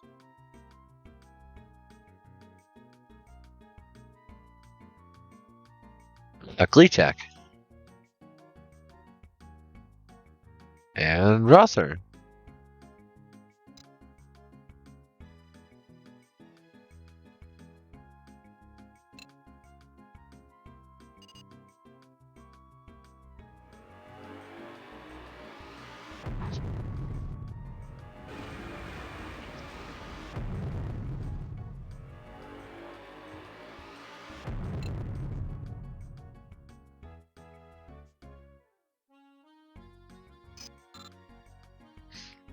You head down to the deliveries office to pick up your package, and they give you a hand loading it onto your ship. The stuff here is so nice.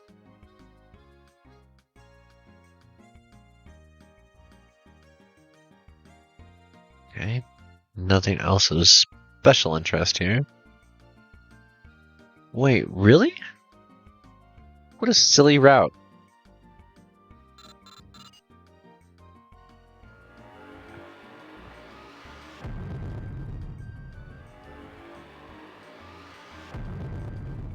Space trucking. Getting all those map points. They matter later, just not yet. Welcome to Outcast. Ooh. That's a pirate fleet carrier. As soon as you land, you head down to the deliveries office, and they quickly give you a hand unloading the package. When you check your credit account, you see the payment of 25,000 credits has been made. Outcast is one of many Federation prison worlds. No stockade fences are present, and there are a few guards. Oh, it's this place again. I don't like that I keep ending up here.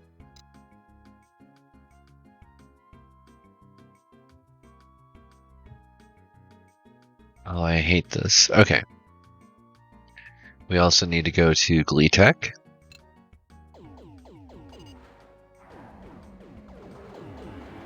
There's just a whole fight going on over there. I want nothing to do with it.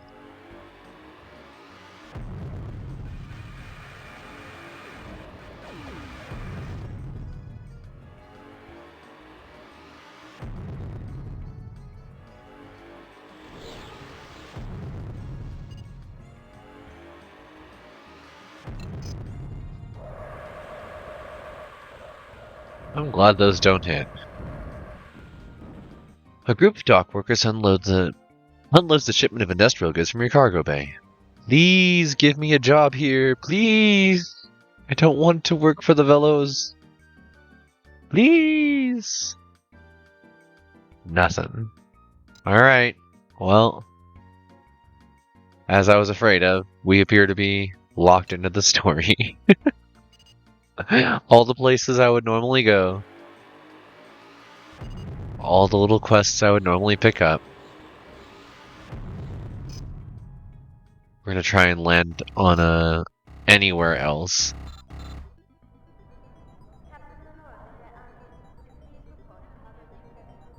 Oh, at least buy the map, don't just look at it. No. Nope. Interesting. This is where I would sell them. Space Dog 6 is the home away from home for the New Ireland's most successful export, the Wild Geese. The mercenary unit has been stationed on SD6 for many years now as a memorial to the largest fleet engagement in recent history. An Aurora Armada engaged a Federation task force by then-Commander Razak, which is nearly wiped out but for the timely intervention of a small group of wild geese, who all but single-handedly neutralized the Auroran threat, but at massive cost to themselves. Of the 12 ships committed to the battle, only 2 managed to land back to SD6. The commander of the Wild Geese, who's quoted as saying, "Today we've saved Razak's reputation, and truly does he owe all future glories to us." This has been a long-standing bone of contention between the group and the Admiral, which has almost led to open conflict. Auroran cruiser just hanging out in Federation space. It's a problem waiting to happen.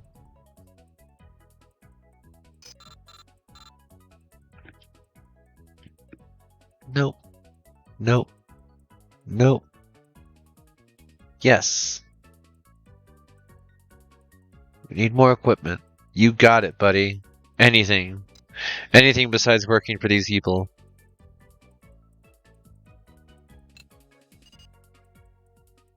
The Velos are cool. I just don't want to be completely stuck. And I'm glad to see there's some other quests that aren't totally locked down.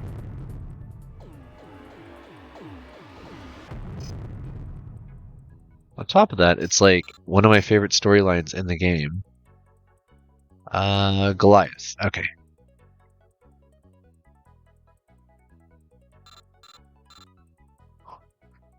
Okay, mission BBS, nothing else. Nothing else. Back to Procyon. I'm excited to see how the terraforming's going. So one of the missions we're working on right now is helping out a group of scientists with terraforming a whole new planet, and they're using a blue-green algae to try and make an Earth-like environment. You're amazed at some of the changes wrought by David and his team as you pilot your way down through the atmosphere. This place didn't have an atmosphere before. From what you can see, there's not only the blue-green algae, but also a significant amount of running water and even small amounts of plant life starting to spread around the equator. Once again, David and some of his team come out to unload the equipment from your holds. When you're finished, you head over to David and tell him how impressed you are. "Well, thank you, Captain," he says. "It's good to hear an outside opinion because it can be hard to notice the effects when you live here day after day after day. Anyway, we need to get back to keep an eye on a couple things we just started growing," he explains. "The head office knows you've arrived, so the 25,000 credits should be already in your account. Please keep checking the VBS, as I don't doubt we'll need your services again. Whilst the air remains unbreathable, the planet before you is starting. With its blue-green algae and small amounts of plant life near the equator, you can almost feel the planet becoming alive. Nonetheless, you are still glad to be wearing your biosuit when you check out the toxic levels of chlorine that make up a significant portion of the atmosphere." That's so cool. Let's actually go to... was it Misfire? Or was it Kerensky?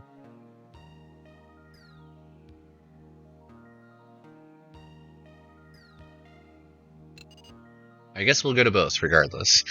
Trying to figure out where the central offices were for this whole thing. It might have been Misfire. Yes, the University of Misfire. Okay, that's who it was.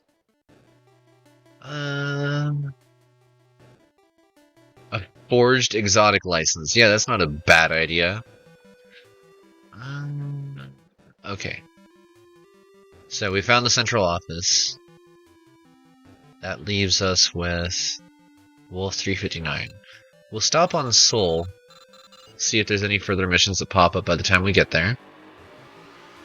And then, yeah, we'll start this little space elf story.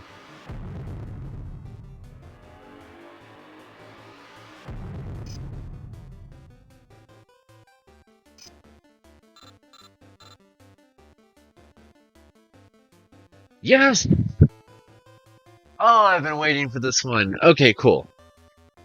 As you wander through the shipyard looking at all the ships awaiting a prospective buyer, a man wearing an expensive tailored business suit comes over and extends his hand. Are you the Sandwife, captain of the puppy cage? He asks quietly as you shake hands. You nod warily. Excellent. I'm Rodney Andrews, manager of the shipping liaison for Sigma Shipyards. Ever since Donald Chick disappeared some months ago, we've had a problem gaining the services of freighter pilots to bring in our supplies. Would you be willing to work for us? Yes. Great, he exclaims with a wide smile. We currently have a shipment of 10 tons of equipment waiting in storage on Kolan in the Sandown system. If you could head over there, pick it up, and return here, making sure you land on the area of the Kane Band owned by Sigma Shipyards, that would be great. Any problems? No? Well, then I expect to be seeing you again in a few weeks. Yes. Outfitter? No? Okay. Bar? No. And... so we're going to ignore Wolf 359. We now know that that quest is available to grab, but we're not locked. We just got a whole separate side quest. And I love the Sigma Shipyards ones. They lead to some fun alternatives, which makes me wonder, like, what it's going to do with certain parts of the story. Menin's famous dome was created with this planet in mind. Kiniki has always been polluted due to overcrowding and heavy industrial manufacturing centers. The domes were a godsend. Now life on Kiniki is actually bearable. While the outside view is nothing special, the air inside is clean, and everyone has at least 80 square meters of living space. Efforts have been made to clean up what remains of the biosphere, but with raw effluent still pouring out from the factories, the job will take many more decades of political wrangling. Aw, that sucks. This bar is filled with people trying to escape the cramped living quarters they're forced to live in by getting blissfully drunk. Sorry, brushing my own hair, had one of my hairs land on my arm and I thought something jumped on me. Okay. Can I land on there from here? No? Drift? Too fast? You quickly find the consignment of 10 tons of equipment that you're after. The loading staff are very helpful, and in under an hour, you're ready to begin your return trip. Very nice. We'll grab a map here as well. The well-lit, tastefully furnished bar is obviously something of a gentleman's club. Soon after you enter, the members call on you to tell them news from your travels throughout the galaxy. They listen avidly as you tell them of some of the more bizarre encounters of your life. Yeah, like the aliens that we just met? The ones that are in the galactic northwest? In stark contrast to Kinike, Kolan has hardly been touched since the first days of the colonization of the Sandown system. Kolan is a forest moon made of particularly dense materials, mostly iron and lead, but still only has a gravity of 0.6 g. Most of the wealthy industrial magnates of the Kinike actually live here rather than on the planet below. It's so interesting to refer to it as like above and below, because they're both planets. It's not that the moon is up, it's down. But so is the planet.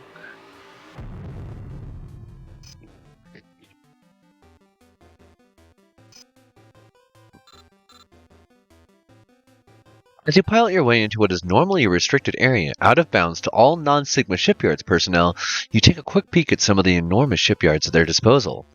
As soon as you land, dock workers swarm all over your vessel, and in no time they've unloaded your cargo. A few minutes later, as you stand around wondering what to do, you spot Rodney coming towards you. Sorry, I'm a little tardy. I've been having one of those days today. Now that I've finally arrived, here are the details I'm sure you're dying to know. Firstly, Rodney ticks off a finger. You've been paid 20,000 credits for your services, and I've also made available similar missions through the Mission BBS throughout the Federation. Secondly, as an employee of Sigma Shipyards, you are allowed to purchase all ships in our range, he informs you to your delight. In particular, I'm talking about the Starliner, the Pegasus, and the Leviathan. If you can scrape together the funds, you can purchase them from here at any time.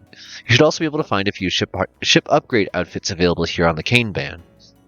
Anyway, if you'll forgive me, I have 1,001 things I still have to do today, so I'll take my leave of you. Thanks again. Rodney. So, if we look here now, we have access to these three. Interstellar tourism took off when the Hypergate system was instituted, particularly from Earth, which benefits from quick and easy transport from surface to orbit via the Cane Band. The mainstay of the industry is a fleet of vessels bearing a remarkable resemblance to luxury liners of pre-band times. Typical complement of crew and passengers is about 300. Ships themselves are speedy through hyperspace and have mild shielding for protection against asteroids and to enable them to get close enough to some of the more spectacular phenomena. Requires capital ship license. Has 2 medium blasters. A lot of cargo. I didn't realize just how big these actually are. Kind of curious. Speed of 200. Speed of 384. And that's a bad copy of that ship too. Oh, right. They also offer the Pegasus. Oh, right. Cargo, 120. Have a good shower, hun. Cargo, 1,000. Cargo, 4,000. There are 5 of these. There's 1. There's 5. I don't know why they did this way. Okay. In the war against the Velos, many of the old cargo carriers were wrecked beyond repair, and the shipping routes whose livelihood depended on them faced financial ruin. A solution was found by a young engineer named Ayara Soyao, who realized that a Leviathan is too big to be destroyed utterly. Thus he organized teams to salvage the enormous cargo rings from the floating hulks. These rings were repaired and retrofitted with engines. The design was such a commercial success that it was adopted in its own right and is now manufactured by many worlds. The Leviathan is probably the biggest ship you will ever see. There are only a few hundred of these giant freighters in existence, for 2 reasons. Firstly, only the biggest corporations can afford them, and secondly, the actual ship itself takes 20 years to build. Most Leviathans are actually close to 600 years old. Many were even active while the gate system was still operational, and have been handed down through the generations, from a hereditary shipsmaster to shipsmaster, while most were retrofitted with jump engines when the technology became available. That's so cool. I love these ships. Speed 100. And for the outfitters, some fun upgrades can be purchased now. Sigma upgrades. If you're prepared to pay the exorbitant price, the Sigma Shipyard's engineers will go over the engines of your ship with a fine-tooth comb, bringing out every possible bit of performance from your engine. They'll personalize every aspect of your engine to take advantage of every ounce of power and make it as efficient as possible. The end result is an engine that will accelerate faster, have a higher top speed, allow for slightly better maneuverability, and will be more energy efficient when hyperspacing. Yes, please. The electrical wiring of ships created on a production line is never very efficient, and manufacturers are more interested in cutting costs than creating a perfect electrical system. However, if you're prepared to pay the price, the Sigma engineers will rip out all the electrics of your ship and recraft them with far more attention to detail. The resulting system should slightly increase the capabilities of your sensors and give a boost to both your shielding capacity and your recharge rate. Yes. If you have enough ship with lots of cargo space you would like to swap out for a bit more weapons room, the Sigma Shipyard's engineers can mount the required structural beams to your ship inside your ship and put the necessary weapons ports in your hull. They don't recommend the procedure more than once, as it could start to destabilize your vessel, and once done, it is virtually impossible to undo, as they have dramatically changed the overall integrity of your hull. However, for the cost of 120 tons of cargo space, you can gain a total of 100 tons of room for any weapon emplacements you'd like. The Sigma Shipyard's engineers are capable of adding numerous small weapons pods to the outside of your hull without seriously unbalancing your vessel. The result is a mere 5 extra tons of weapon space, but is 5 tons gained without the loss of any cargo space, and as any pilot can tell you, that extra 5 tons can make all the difference. We'll buy 2. We'll also land here again. Because I don't think that's all of them.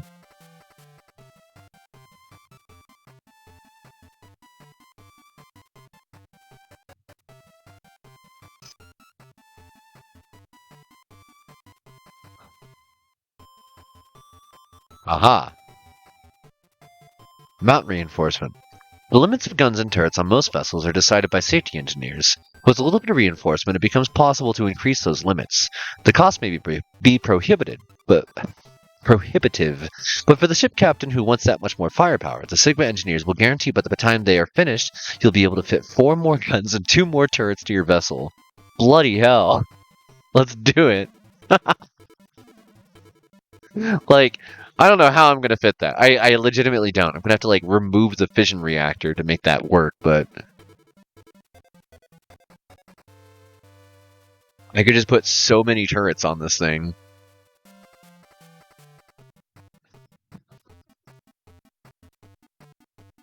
Actually,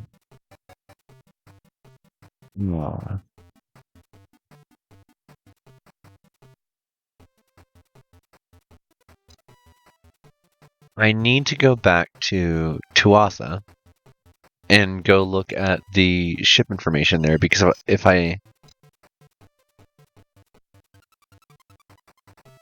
Yeah, there's no way to look at my own ship from here. I have to actually go back to where I bought my ship to find out how many ports are actually on the thing. This is silly.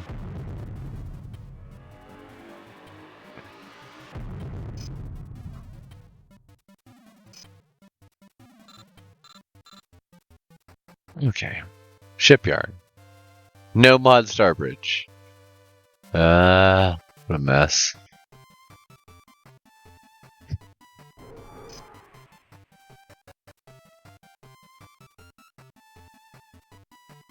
Still no starbridge.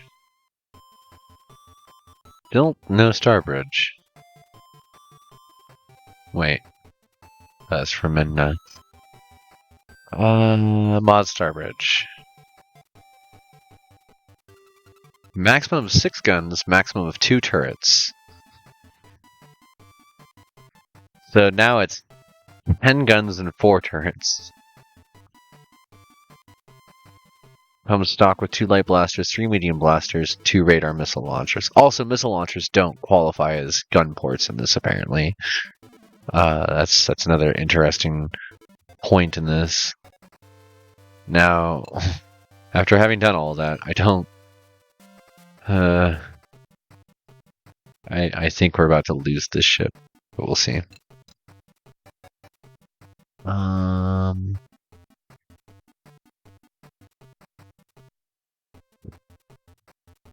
Thinking about options. I just watched a moth fall off the ceiling. That was interesting. If I were to do...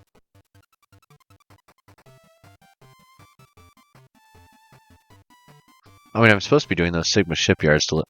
Let's land on Sol again and see what they have to say, now that I snagged all the upgrades I'm actually looking for.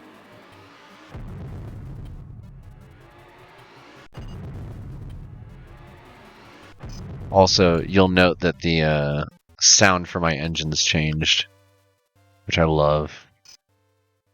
Okay.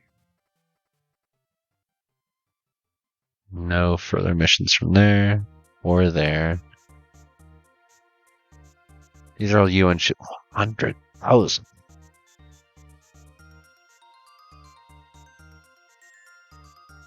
Yeah. We'll just do we'll do this. We'll do the actual mission the game's telling us to. I know. After all that, but what else are we here for if not story? And I'm never going to normally go after the story on my own. In the future, we can avoid it if we decide to play more of this game together. You are surprised to feel a tap on your shoulder as you exit your ship, and you turn to see the traditional long hair of a fellow standing some meters away off to your right, beckoning you over. You are surprised to feel a tap on your shoulder as you exit your ship. You're surprised to see, standing some meters away, Sorry to have startled you, he apologized hurriedly, but I do not have much time. I'm Florane, and I have felt you in Lirel's thought forms. You are the first non-Polaris human who has the potential to become a very powerful telepath, perhaps even a T0. Let me explain. He says, obviously aware of your confusion. Most humans are T6s, only peripherally aware of the power of the mind. T5s are capable of observing and influencing the thoughts of others. T4s have the ability to produce physical force when using their minds alone, such as poking someone on the shoulder to get their attention. He waggles his finger at you, and he's about to continue when out from around the side of your ship burst a group of 4 men and 1 woman, all clothed in black, carrying deadly-looking blasters. Is this her? Asks the woman of Florane, who nods sadly. Grab her! The 4 men jump on you, overpowering you in an instant, and you are led into the depths of a secure area of the spaceport while everybody around pointedly looks the other way. Within minutes, you are anesthetized and put under the knife. When you awake, you can feel a cold metallic lump attached to the back of your neck, and you know without moving that something's been attached to your central nervous system. Just so you know, you now work for us, comes the commanding voice of the female leader of the team who captured you. The device attached to the back of your neck was devised during the Velos War to enslave telepaths. This one has been attached to every Velos since then. Now that you've been pacified, I am ordering you back to the Earth to be trained by Lirel. Secondly, don't cut your hair ever again. Finally, you are not to buy any outfits or ships that are not Federation technology, and even then, only those that do not require a license. At this stage, we don't want you to stand out in any way, so you'll have to make do with that. You can buy the licenses if you want, but they'll be worthless to you. While I have you here, you'll be temporarily disabling your access key to the public mission BBS, at least until you are more obviously a Velos. You find yourself nodding helplessly and complying with her wishes without thought.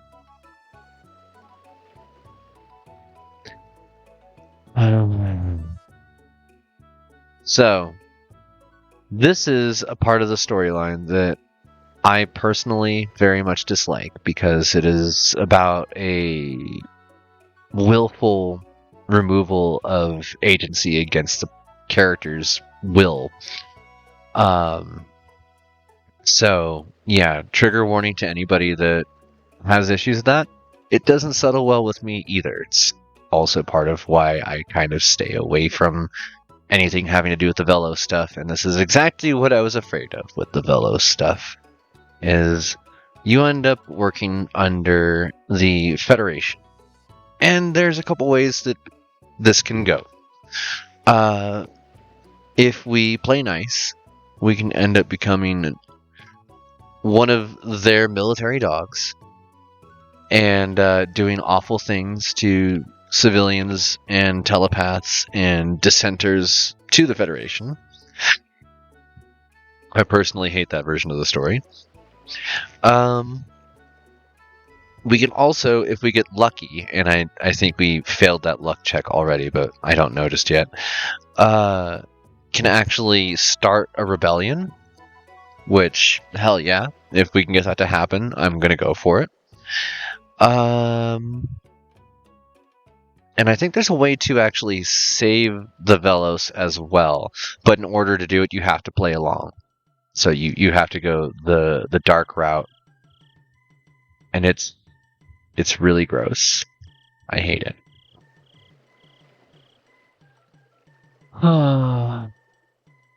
Okay. Can't even buy maps here. They won't let you.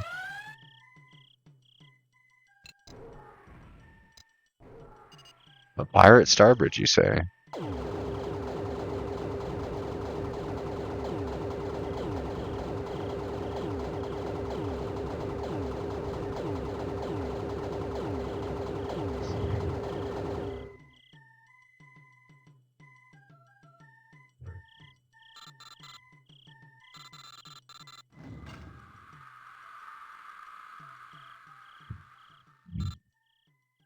Failed to capture. Well, you get destroyed.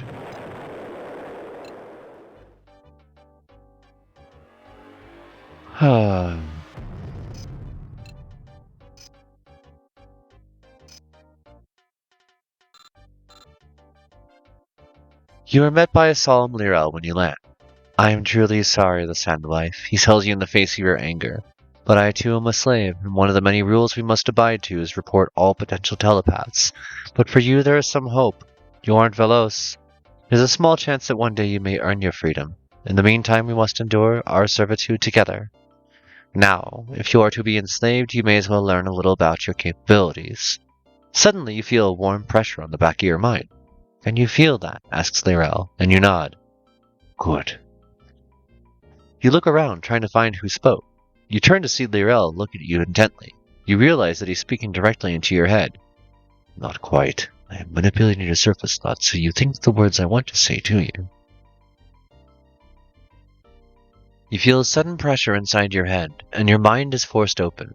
In one awful instant, you can sense Lyrel's mighty awareness, and the dark bands the constraint on his mind before realizing that you can feel the very same bands on your own mind.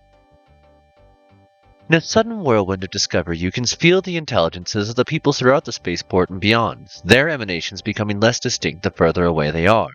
You can even sense some of the physical attributes of the surrounding space, even as far away as a couple of systems away.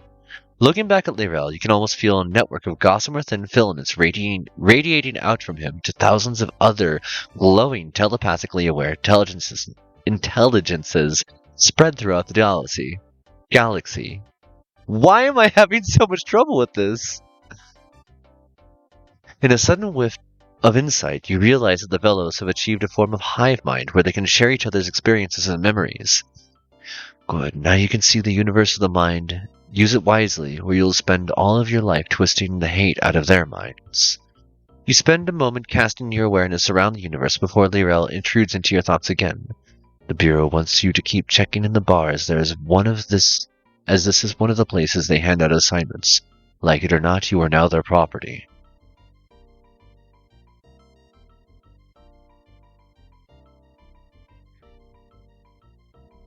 Oh no! Well, they can't take away the Sigma stuff that I did. There are no missions available here. They took them all away.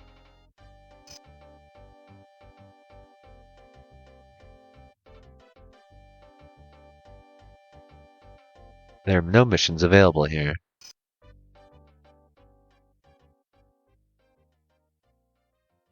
There are no missions available here.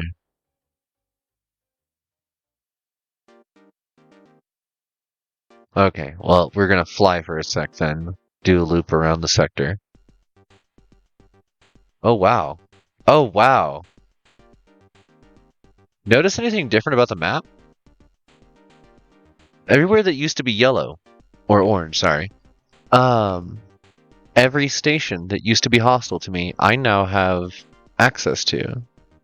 Some of the Polaris locations are still hostile because obviously it's a different sector of space.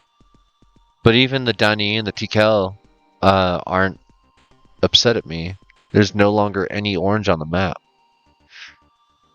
I'm not banned from entering any places. I'm trying to think of, like, how can I use it to my advantage? What stations did I not have access to before that I really care about? And there aren't any. That's what I'm realizing.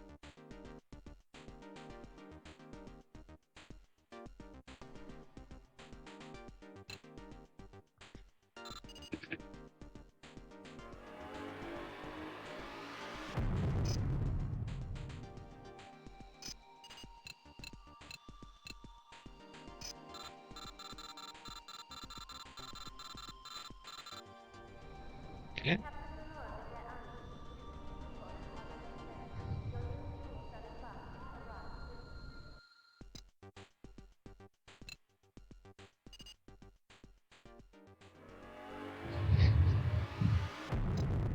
Ah, yes. So, something else that you'll note that they mentioned, my sensory system internally is now reaching out to a couple of systems away. The reason I can't buy maps anymore is because I already know. I already know what the local map is. I can explore much further than before.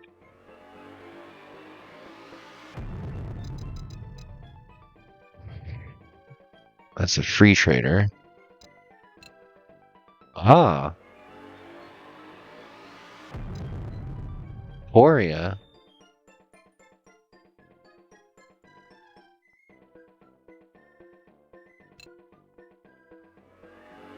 Euros.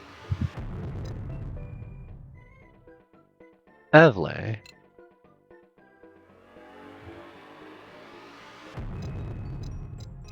Rebels.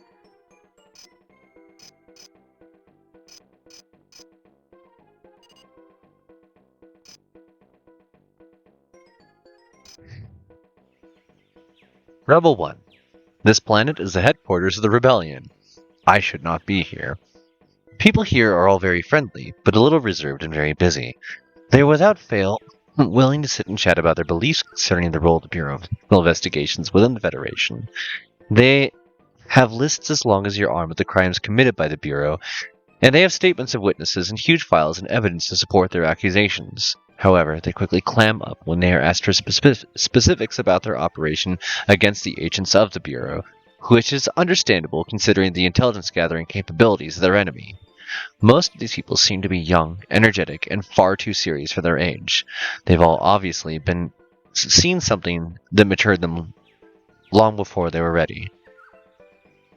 This text is waving in my vision a little bit. You'll note that to get in here, I had to bribe the port authorities to let me in. Oh, I don't like that noise.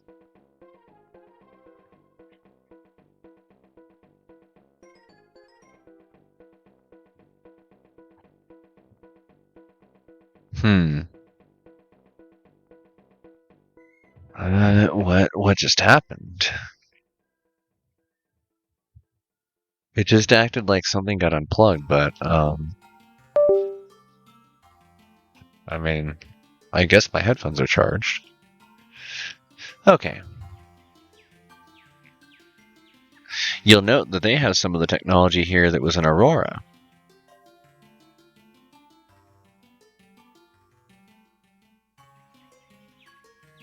A number of what appears to be high-ranking rebel officials seem to be making themselves at home here. They give you a warm, if somewhat reserved greeting, and allow you plenty of room at the bar. There are no missions available here. So much better. I'm glad. So, we landed on Earth. We talked to Lirael, one of the Velos, the space elves, and let them know what happened. They told us that we needed to talk to one of their friends. Flew around for a while, did some missions, got some upgrades for our ship, went to see their friend. Their friend tells us, turns out you're a telepath. And the second that we do some stormtroopers, and we'll just say it, that's really what this is. That's what the situation is. A group of stormtroopers and the head of the Bureau of Investigations just kind of appears next to us and says, "Is this the telepath?" And the Lirael's friend Flarian says, "Yes, this is her." They knock us out, anesthetize us, cut the back of our brainstem, attach a psychic pacifier on the back of our neck, strip us of all of our licenses and outfit permissions for any of the other locations in Federation space, and are forbidding us from exiting Federation space. The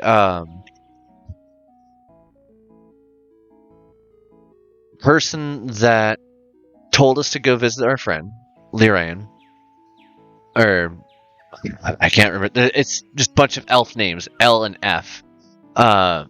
L told us they are also, unfortunately, property of the military and stuck in the same kind of situation, but because we weren't born Velos, we might have the ability to break free of these shackles.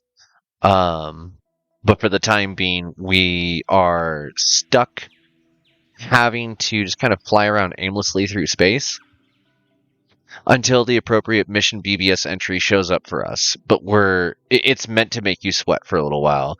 I decided as a way for me to spend the time, I'm just going to fly in a loop around space, and noticed that as part of our new telepathic abilities are blooming, we've gained the ability to sense the environments around us. And that extends out to multiple systems. So we don't need to buy system maps anymore. The local system information just shows up in our sensors now as we fly. Also, we landed on the rebel home planet.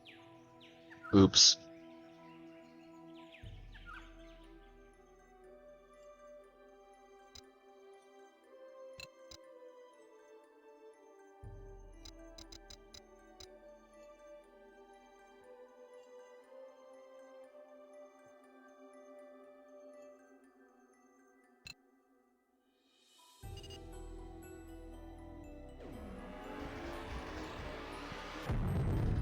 Whoop.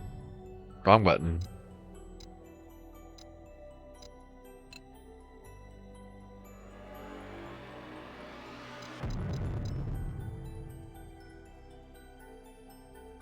Not hostile. Interesting.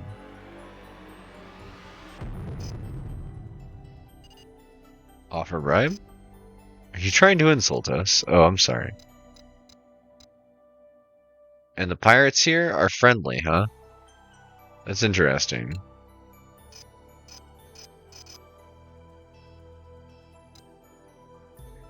Well.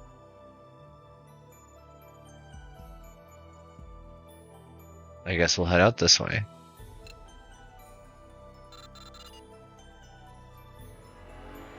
Glad you had a good shower.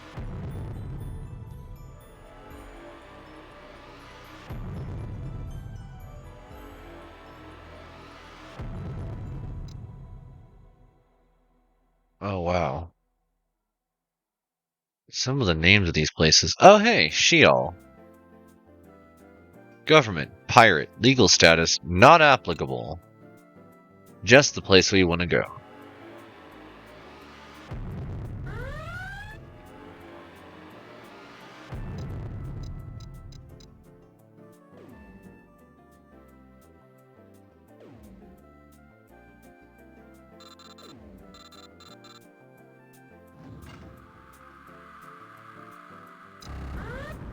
Whoa! Hello.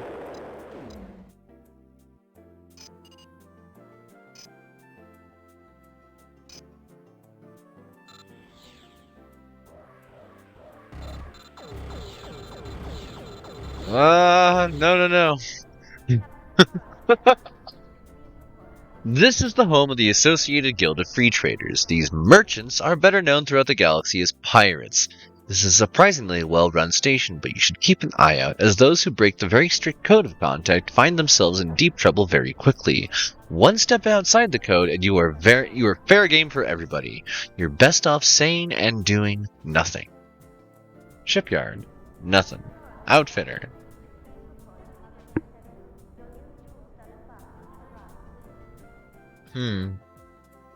Illegal.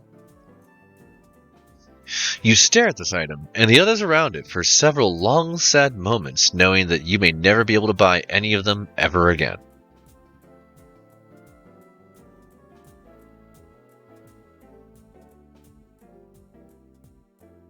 The illegal version costs less, weighs more. You can buy it here, but without a license, but you better be wary of Federation scans. That's interesting. Is it the same way with these? 10 tons instead of 8.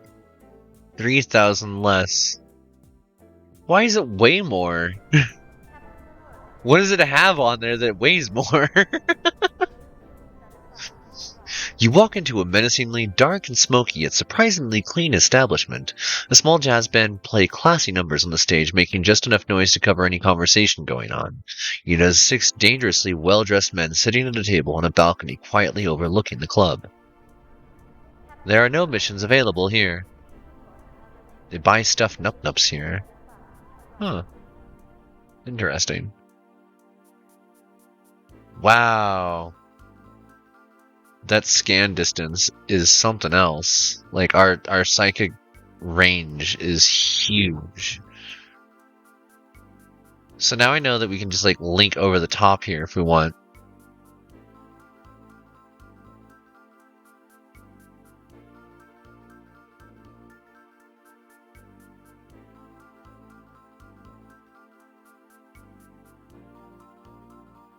I wonder if I'm supposed to be doing the mission BBS scans. Oh, I just got ionized. If I'm supposed to be doing the mission BBS scans from inside Wolf 359.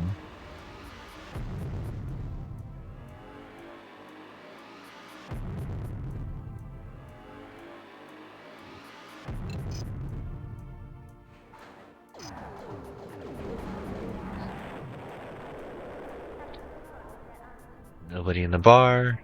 No BBS. Nothing here of interest. We move on.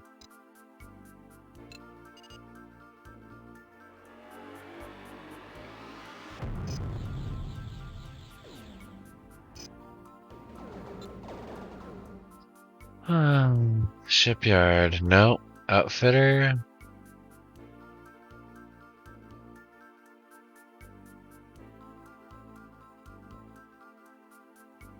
Interesting.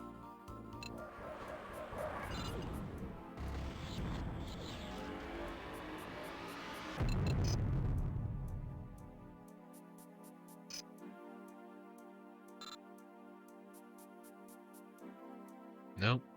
Nope. Nope. Nope. Nope.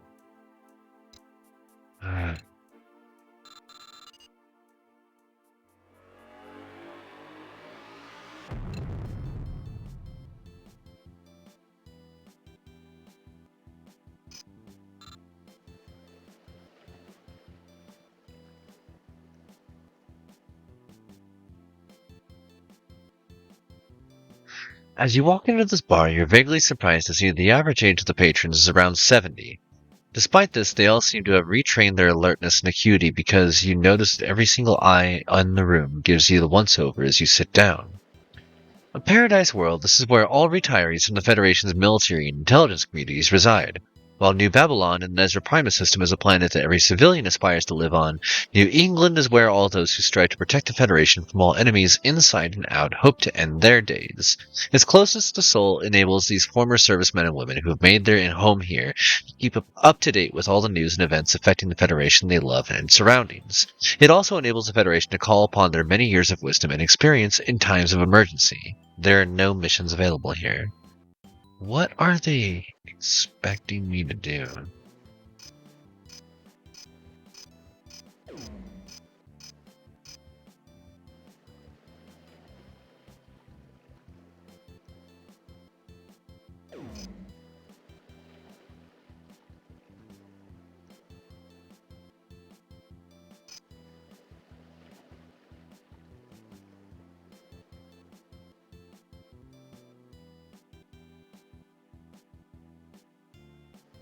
Huh.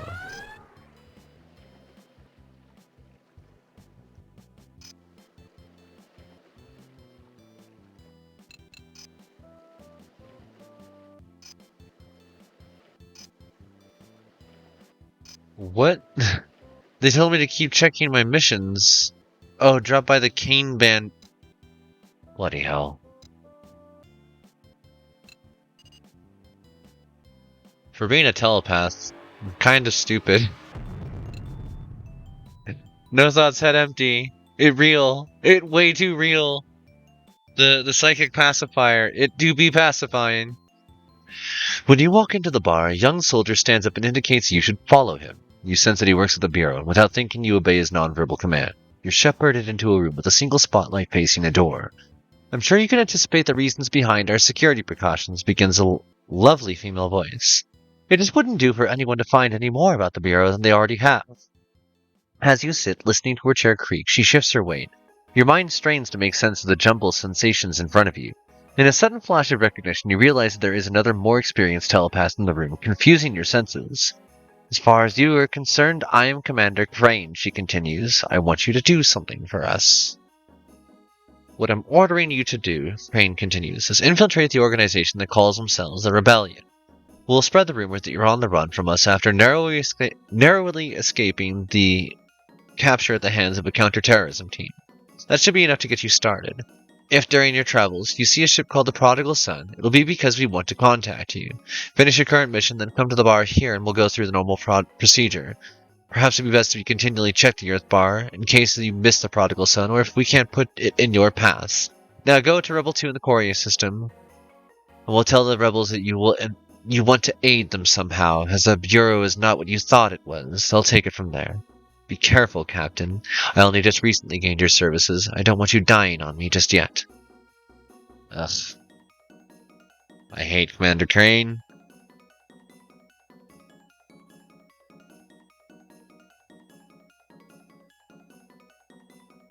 Well, we've at least got the start of our next mission here. And I'm glad I filled out that map a little bit.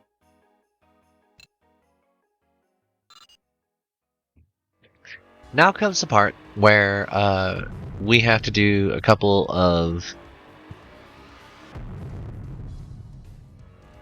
mind wipes, Men in Black style, if I remember correctly.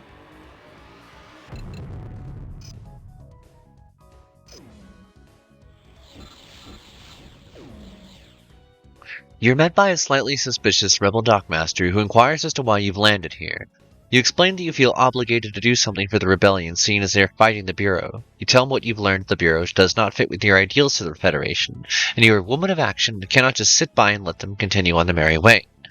You sense the dockmaster remains suspicious, but after a deft helping touch on the swirling of his mind, he decides against questioning you further. We always have need for freighter captains, he explains. You can do that without actually gaining a lot of our secrets. If you're planning on doing something more dangerous, you're going to have to prove yourself first.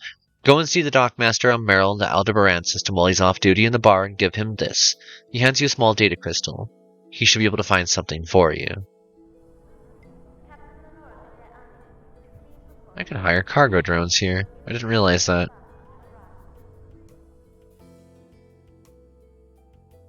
Okay. Can't equip myself with the Thunderhead Lance. I'm glad that we got all the ship upgrades.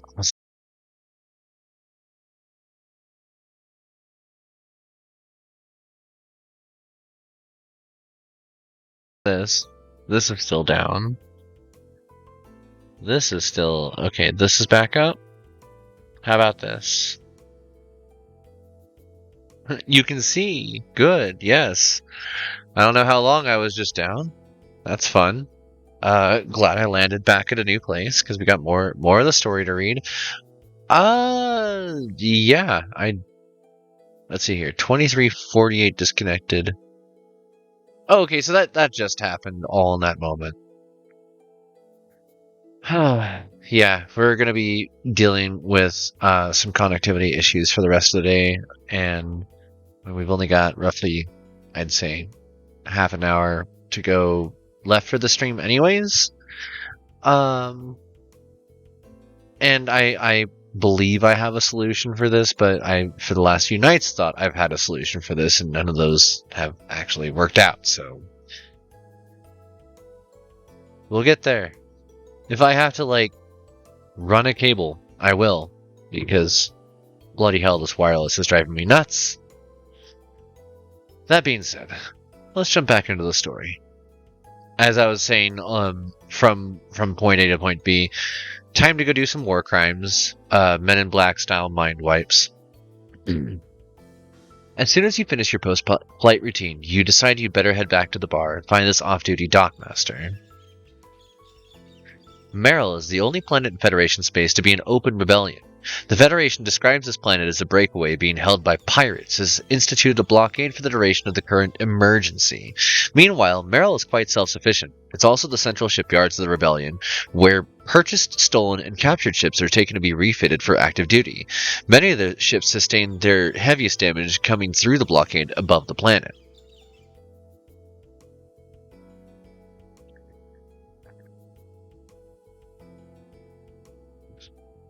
You ask the barmaid to point out the off-duty dockmaster, and she points out a stocky fellow enjoying a quiet drink.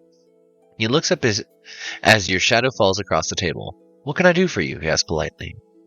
You explain your situation, saying that you were directed here to do something useful for the rebellion that doesn't require you to have an enormous security clearance. He looks at you and runs his hand through his graying hair. You can sense his shrewd mind calculating the risk you pose to the security of his operation.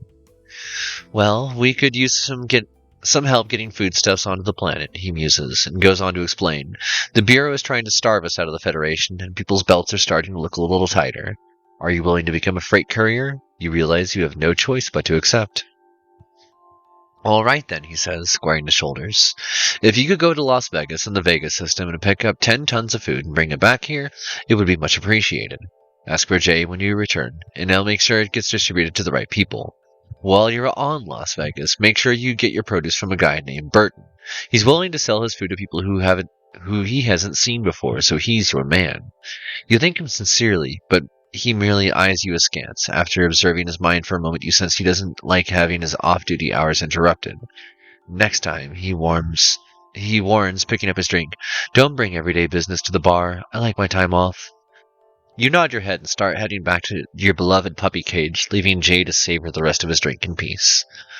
I chose the right name for the ship this time. Bloody hell, it really is a cage.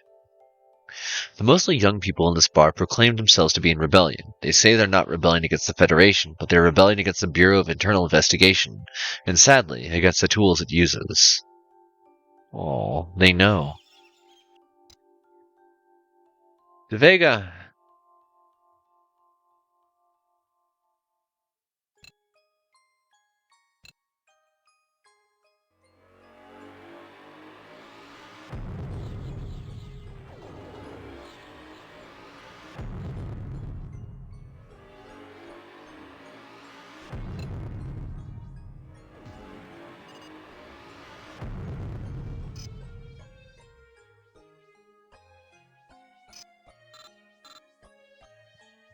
As soon as you land, you go to look for this Burton guy. Surprisingly, he's not hard to find.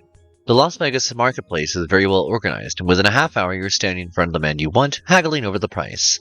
The two of you quickly reach an agreement, and you get your 10 tons of food, no questions asked. He even gets one of his men to give you a hand loading the stuff onto your ship. You casually cast your senses around the local area to ensure that none of the Federation authorities are paying any obvious attention. Once you are satisfied, you begin running through a pre-flight checklist before heading off-planet. Unlike its namesake, Las Vegas is one of the most prudish worlds in Federation space. Home to the Crimhua religious organization, this cult is a fusion of many old Earth religions. It has created a culture of gentle, peace-loving people who spread their faith throughout the galaxy like ivy winds its way through the hedgerow. The Crimhua monks are welcome anywhere in the Federation space where they minister to the sick and dying and do so to charitable works. Led by His Eminence Cardinal Farouk Delgni, Crimhua has maintained good relations with all other major powers in the galaxy, even through some of the more turbulent times it has seen. Las Vegas is a farming colony, producing a significant fraction of the wheat crop of the Federation. Wheat? Wheat! You're out here making bread?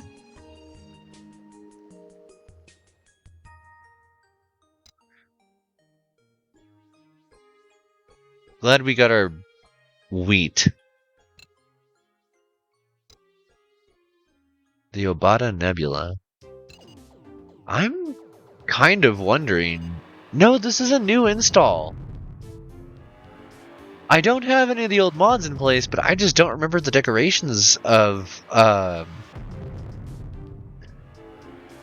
all the different nebula that I've run across, like the Rochak Dust Field.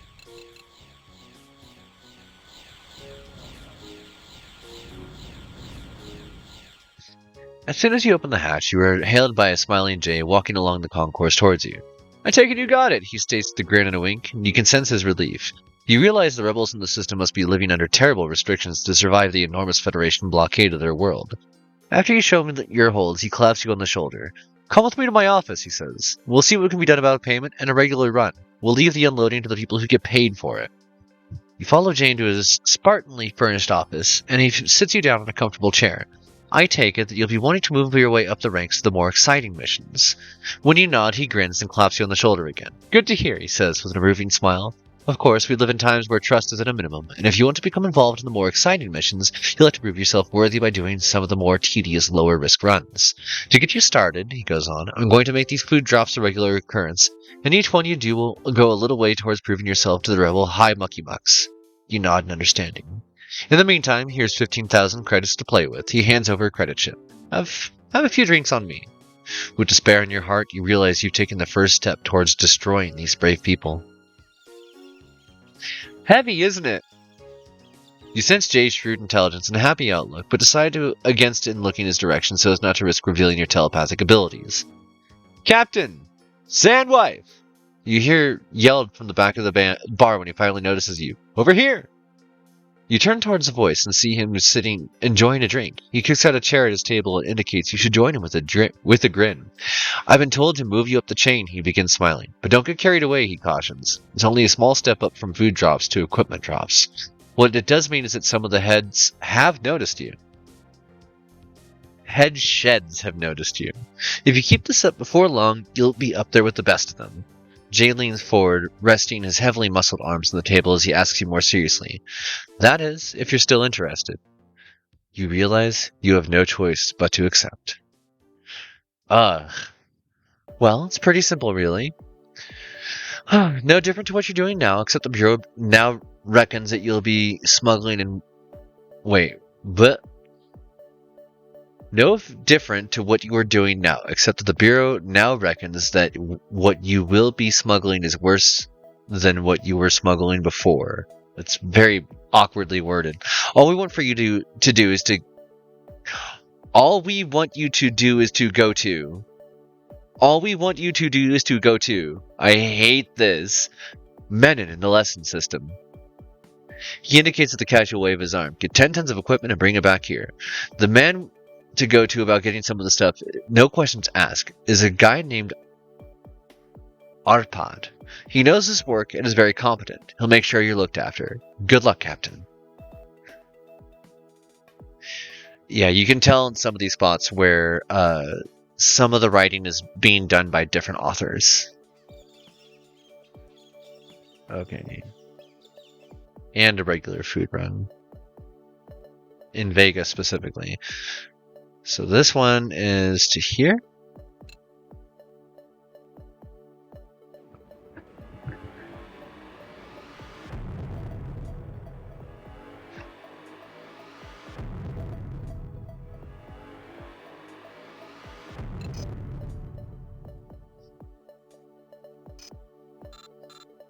Oh, what a weird planet. As soon as you land, you go looking for the Arpad guy. He's a lot harder to find than Burton was on Las Vegas, and the Menon Marketplace is not nearly as well organized. However, with the help of your telepathic abilities, after just over an hour of searching, you're standing in front of the man you want, haggling over the price. The two of you quickly reach...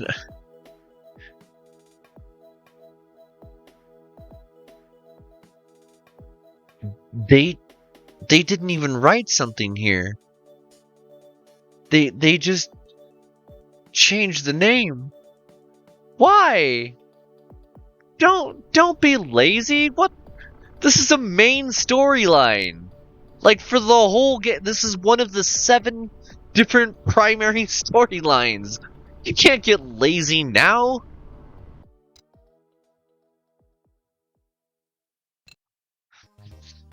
Please note, I'm currently playing this critically for the first time ever. Like, I was a teenager when I first played this. It has been roughly 2 decades. Old game, but still very fun to play. Very fun to read out loud.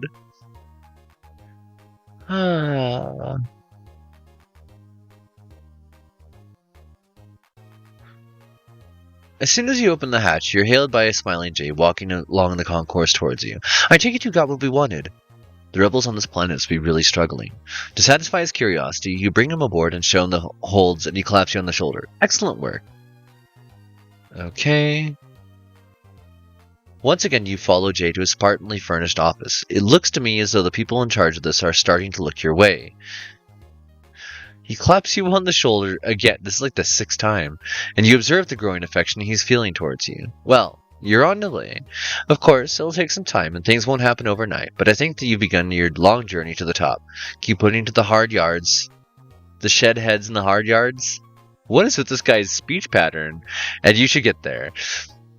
To help you out, I'm going to clear you to receive these equipment drops in the Mission BBS so you can dock up a few more brownie points. You nod, understand your willingness to do this sort of grunt work will go a long way towards impressing the people in charge of your loyalty. In the meantime, here's a whopping 25,000 credits to play with. He hands over a credit chip. I have a few drinks on me.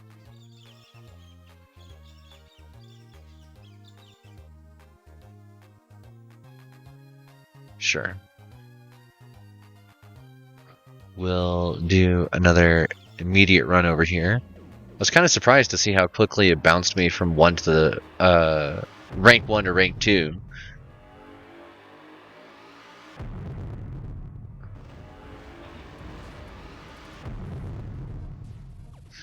Now, I'm not sure at what point I'm supposed to break away and at what point I'm supposed to like just go down the Federation path. Like I don't want to do the dark side. You quickly make your way through the disorganized men and markets to find Autopod's office and get down to the business of getting your supplies. After haggling with him, you know that he's cheated you, but you got the most out of him that you could without arousing his suspicion. Once the deal is made, Autopod is more than willing to lend you 2 of his men to help you load up your beloved puppy cage. Then you head off on your way with your 10 tons of equipment for the rebellion. Okay. Onwards.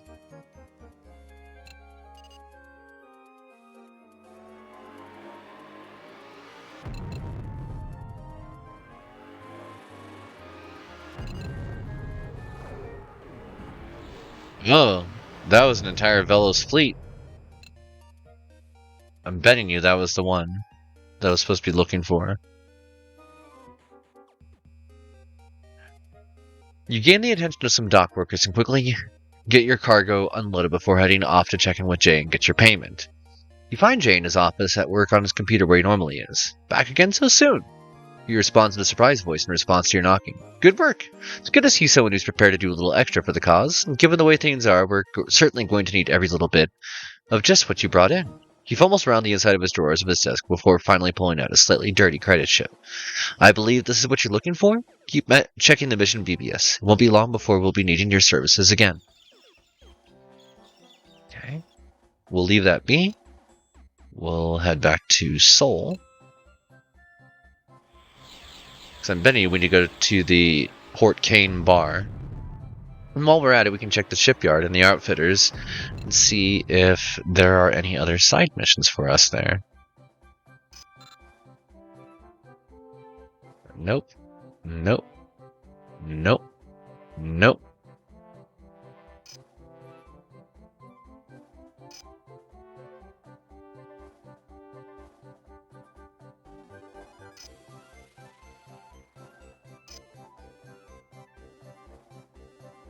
Right, it's the bar, not... Okay. That tells me that's not it. Let's head to Wolf 359 as well, just in case that's where they decided to have me do the mission. Because I know that some of the writing here is a little funky. If that's not the case, we'll just go back to Merrill, pick up another mission there. Nothing here. Nothing here. And nothing here.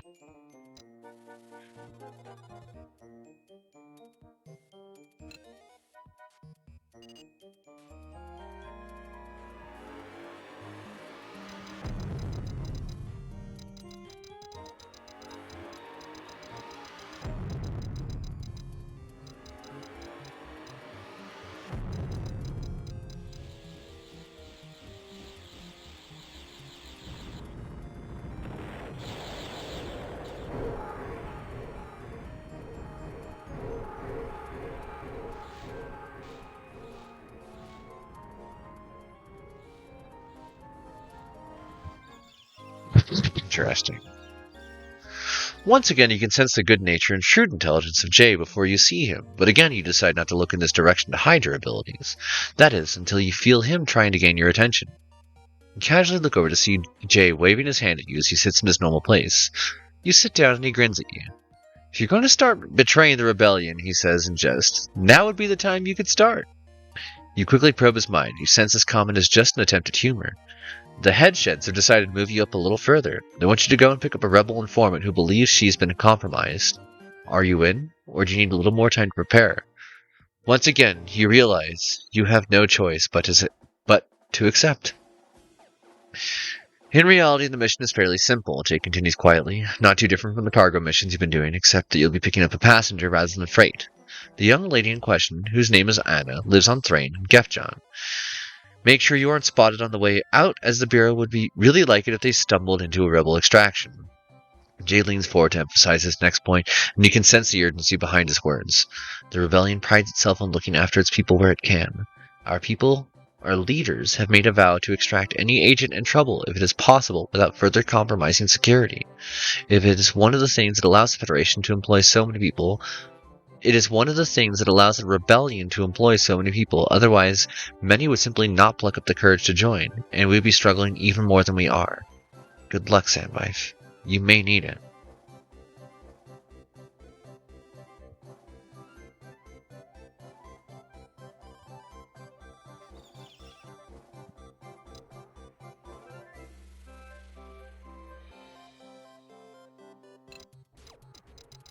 And there it is. The prodigal son. Greetings. Looks like you're sitting pretty here. Try helping yourself. Buddy, I am not sitting pretty here. And I know you're here just to taunt me.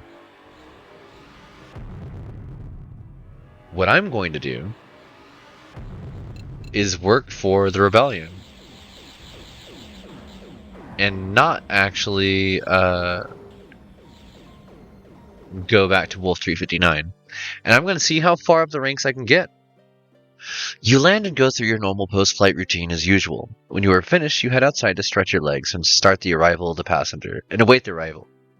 You don't have to wait long. Within 10 minutes, a plump-looking middle-aged matron walks up and introduces herself as Anna. The ability of rebels to spread information through the galaxy must be very good if she is able to be here almost as you landed. You take her inside and show her around before heading back up to the cockpit to begin preparing to head back out into space.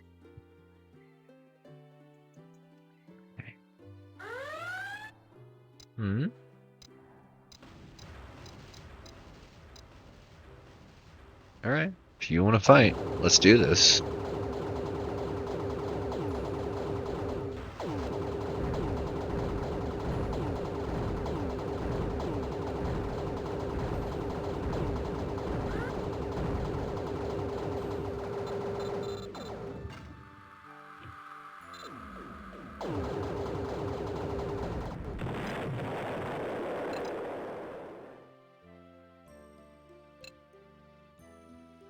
They had a lot of medical supplies, which would have been nice, but I don't have the cargo space for it.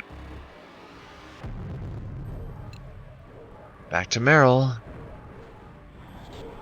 Wow, that is straight up an entire Federation fleet. Over the course of your journey, you learn that Anna is really only an informant. She only relays information regarding Federation and Bureau activities onto other members of her cell network.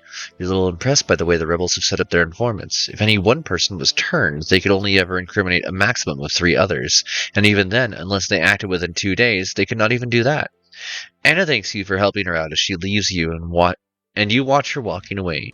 You realize you never did find out the story behind her removal, but then you doubt she would have told you. She didn't seem like the blabbing type.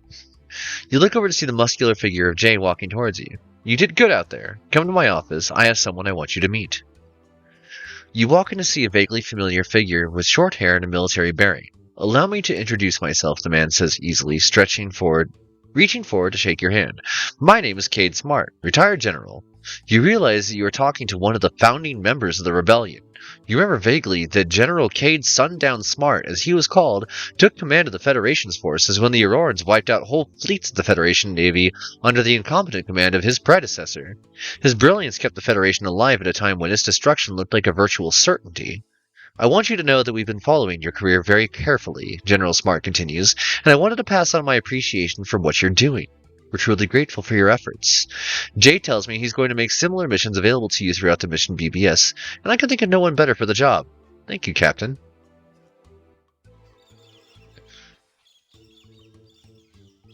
I'm a little, shell-shocked at that encounter. Kind of wasn't expecting to meet the leader of the rebellion.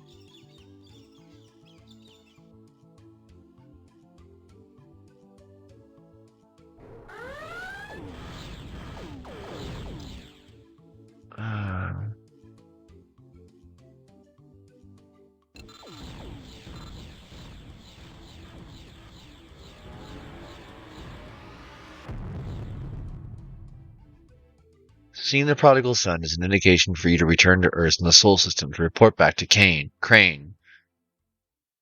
Drop by the bar in Merrill and Aldebaran system to see if the rebellion is prepared to increase your security clearance. Interesting.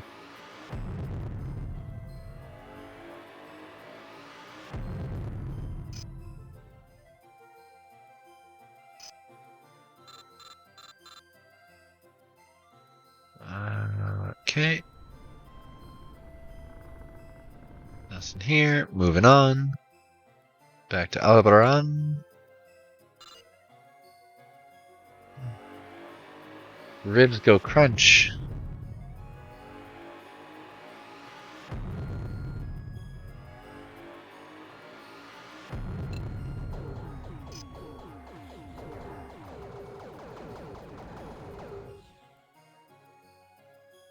You find Jane is office hard at work. That's okay. No. No.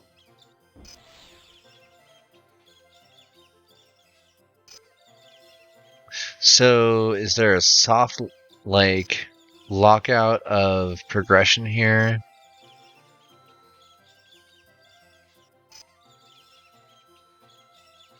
Looks like it. Okay. So we have to go to Seoul.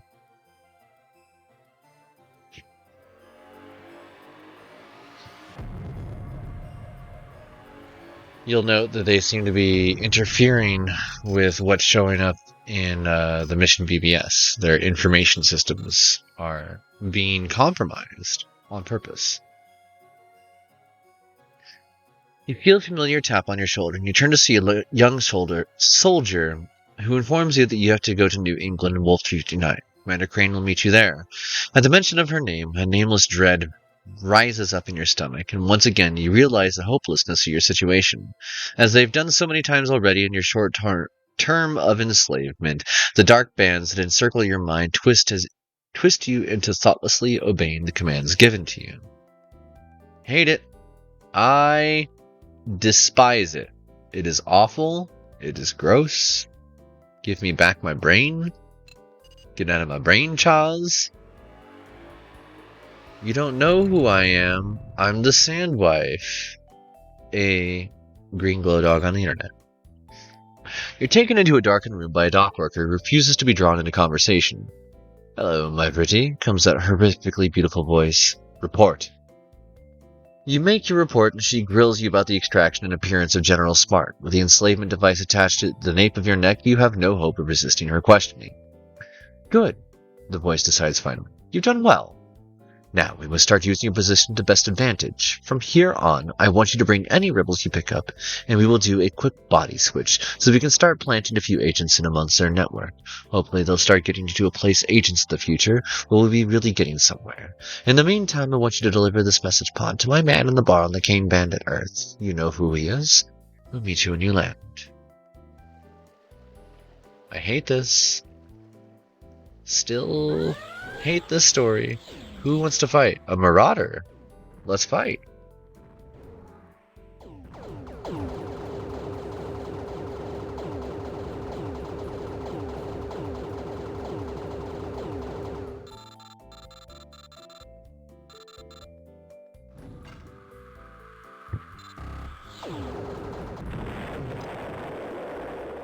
Sometimes you get lucky and you get to capture a ship, and you can make their crew just join yours.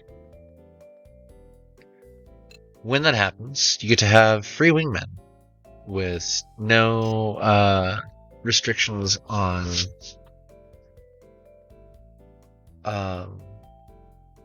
no income. They don't require you to pay them. As you exit your ship, you see the soldier who's been your link to Crane sitting nearby in a seat that affords excellent visibility.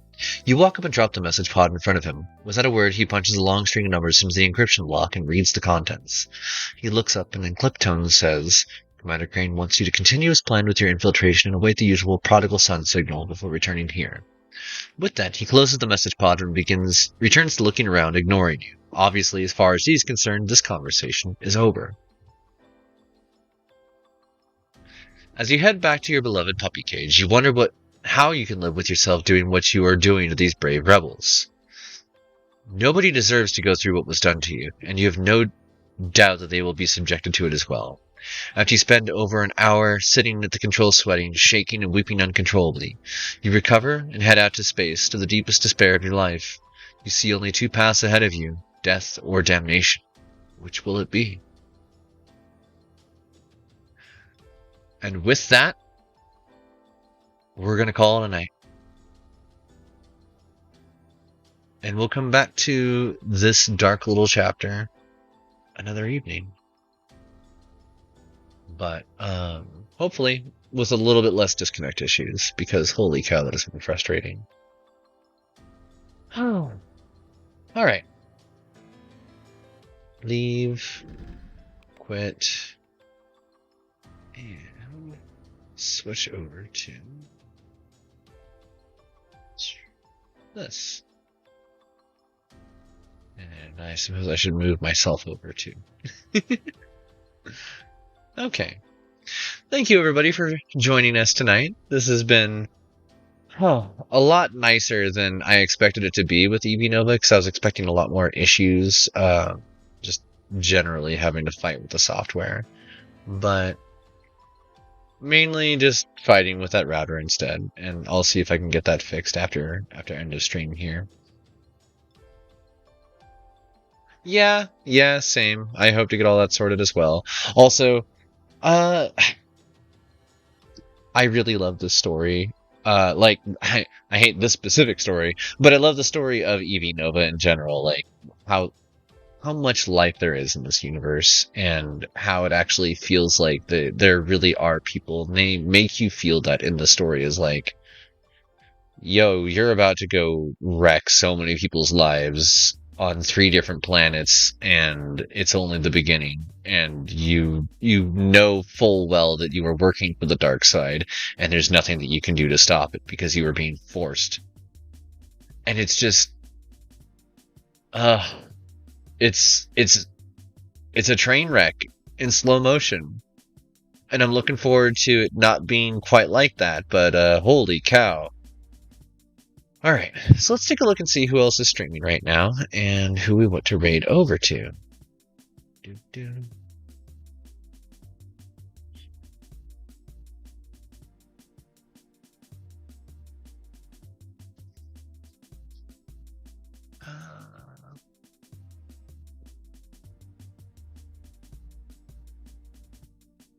Yeah.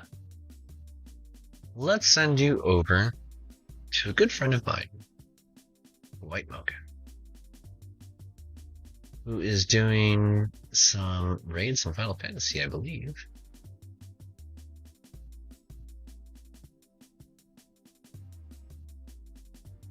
Yeah. Alright. So let's get you sent over there. Thank you, everybody, for joining tonight. We will try and start again tomorrow around 9 p.m. Mountain Standard Time. Hope to see you all there. This has been an absolute blast.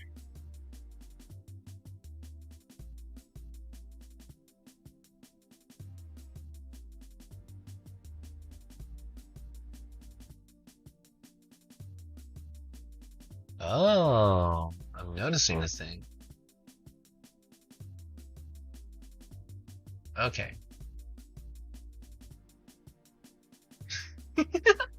Alright, let's get going.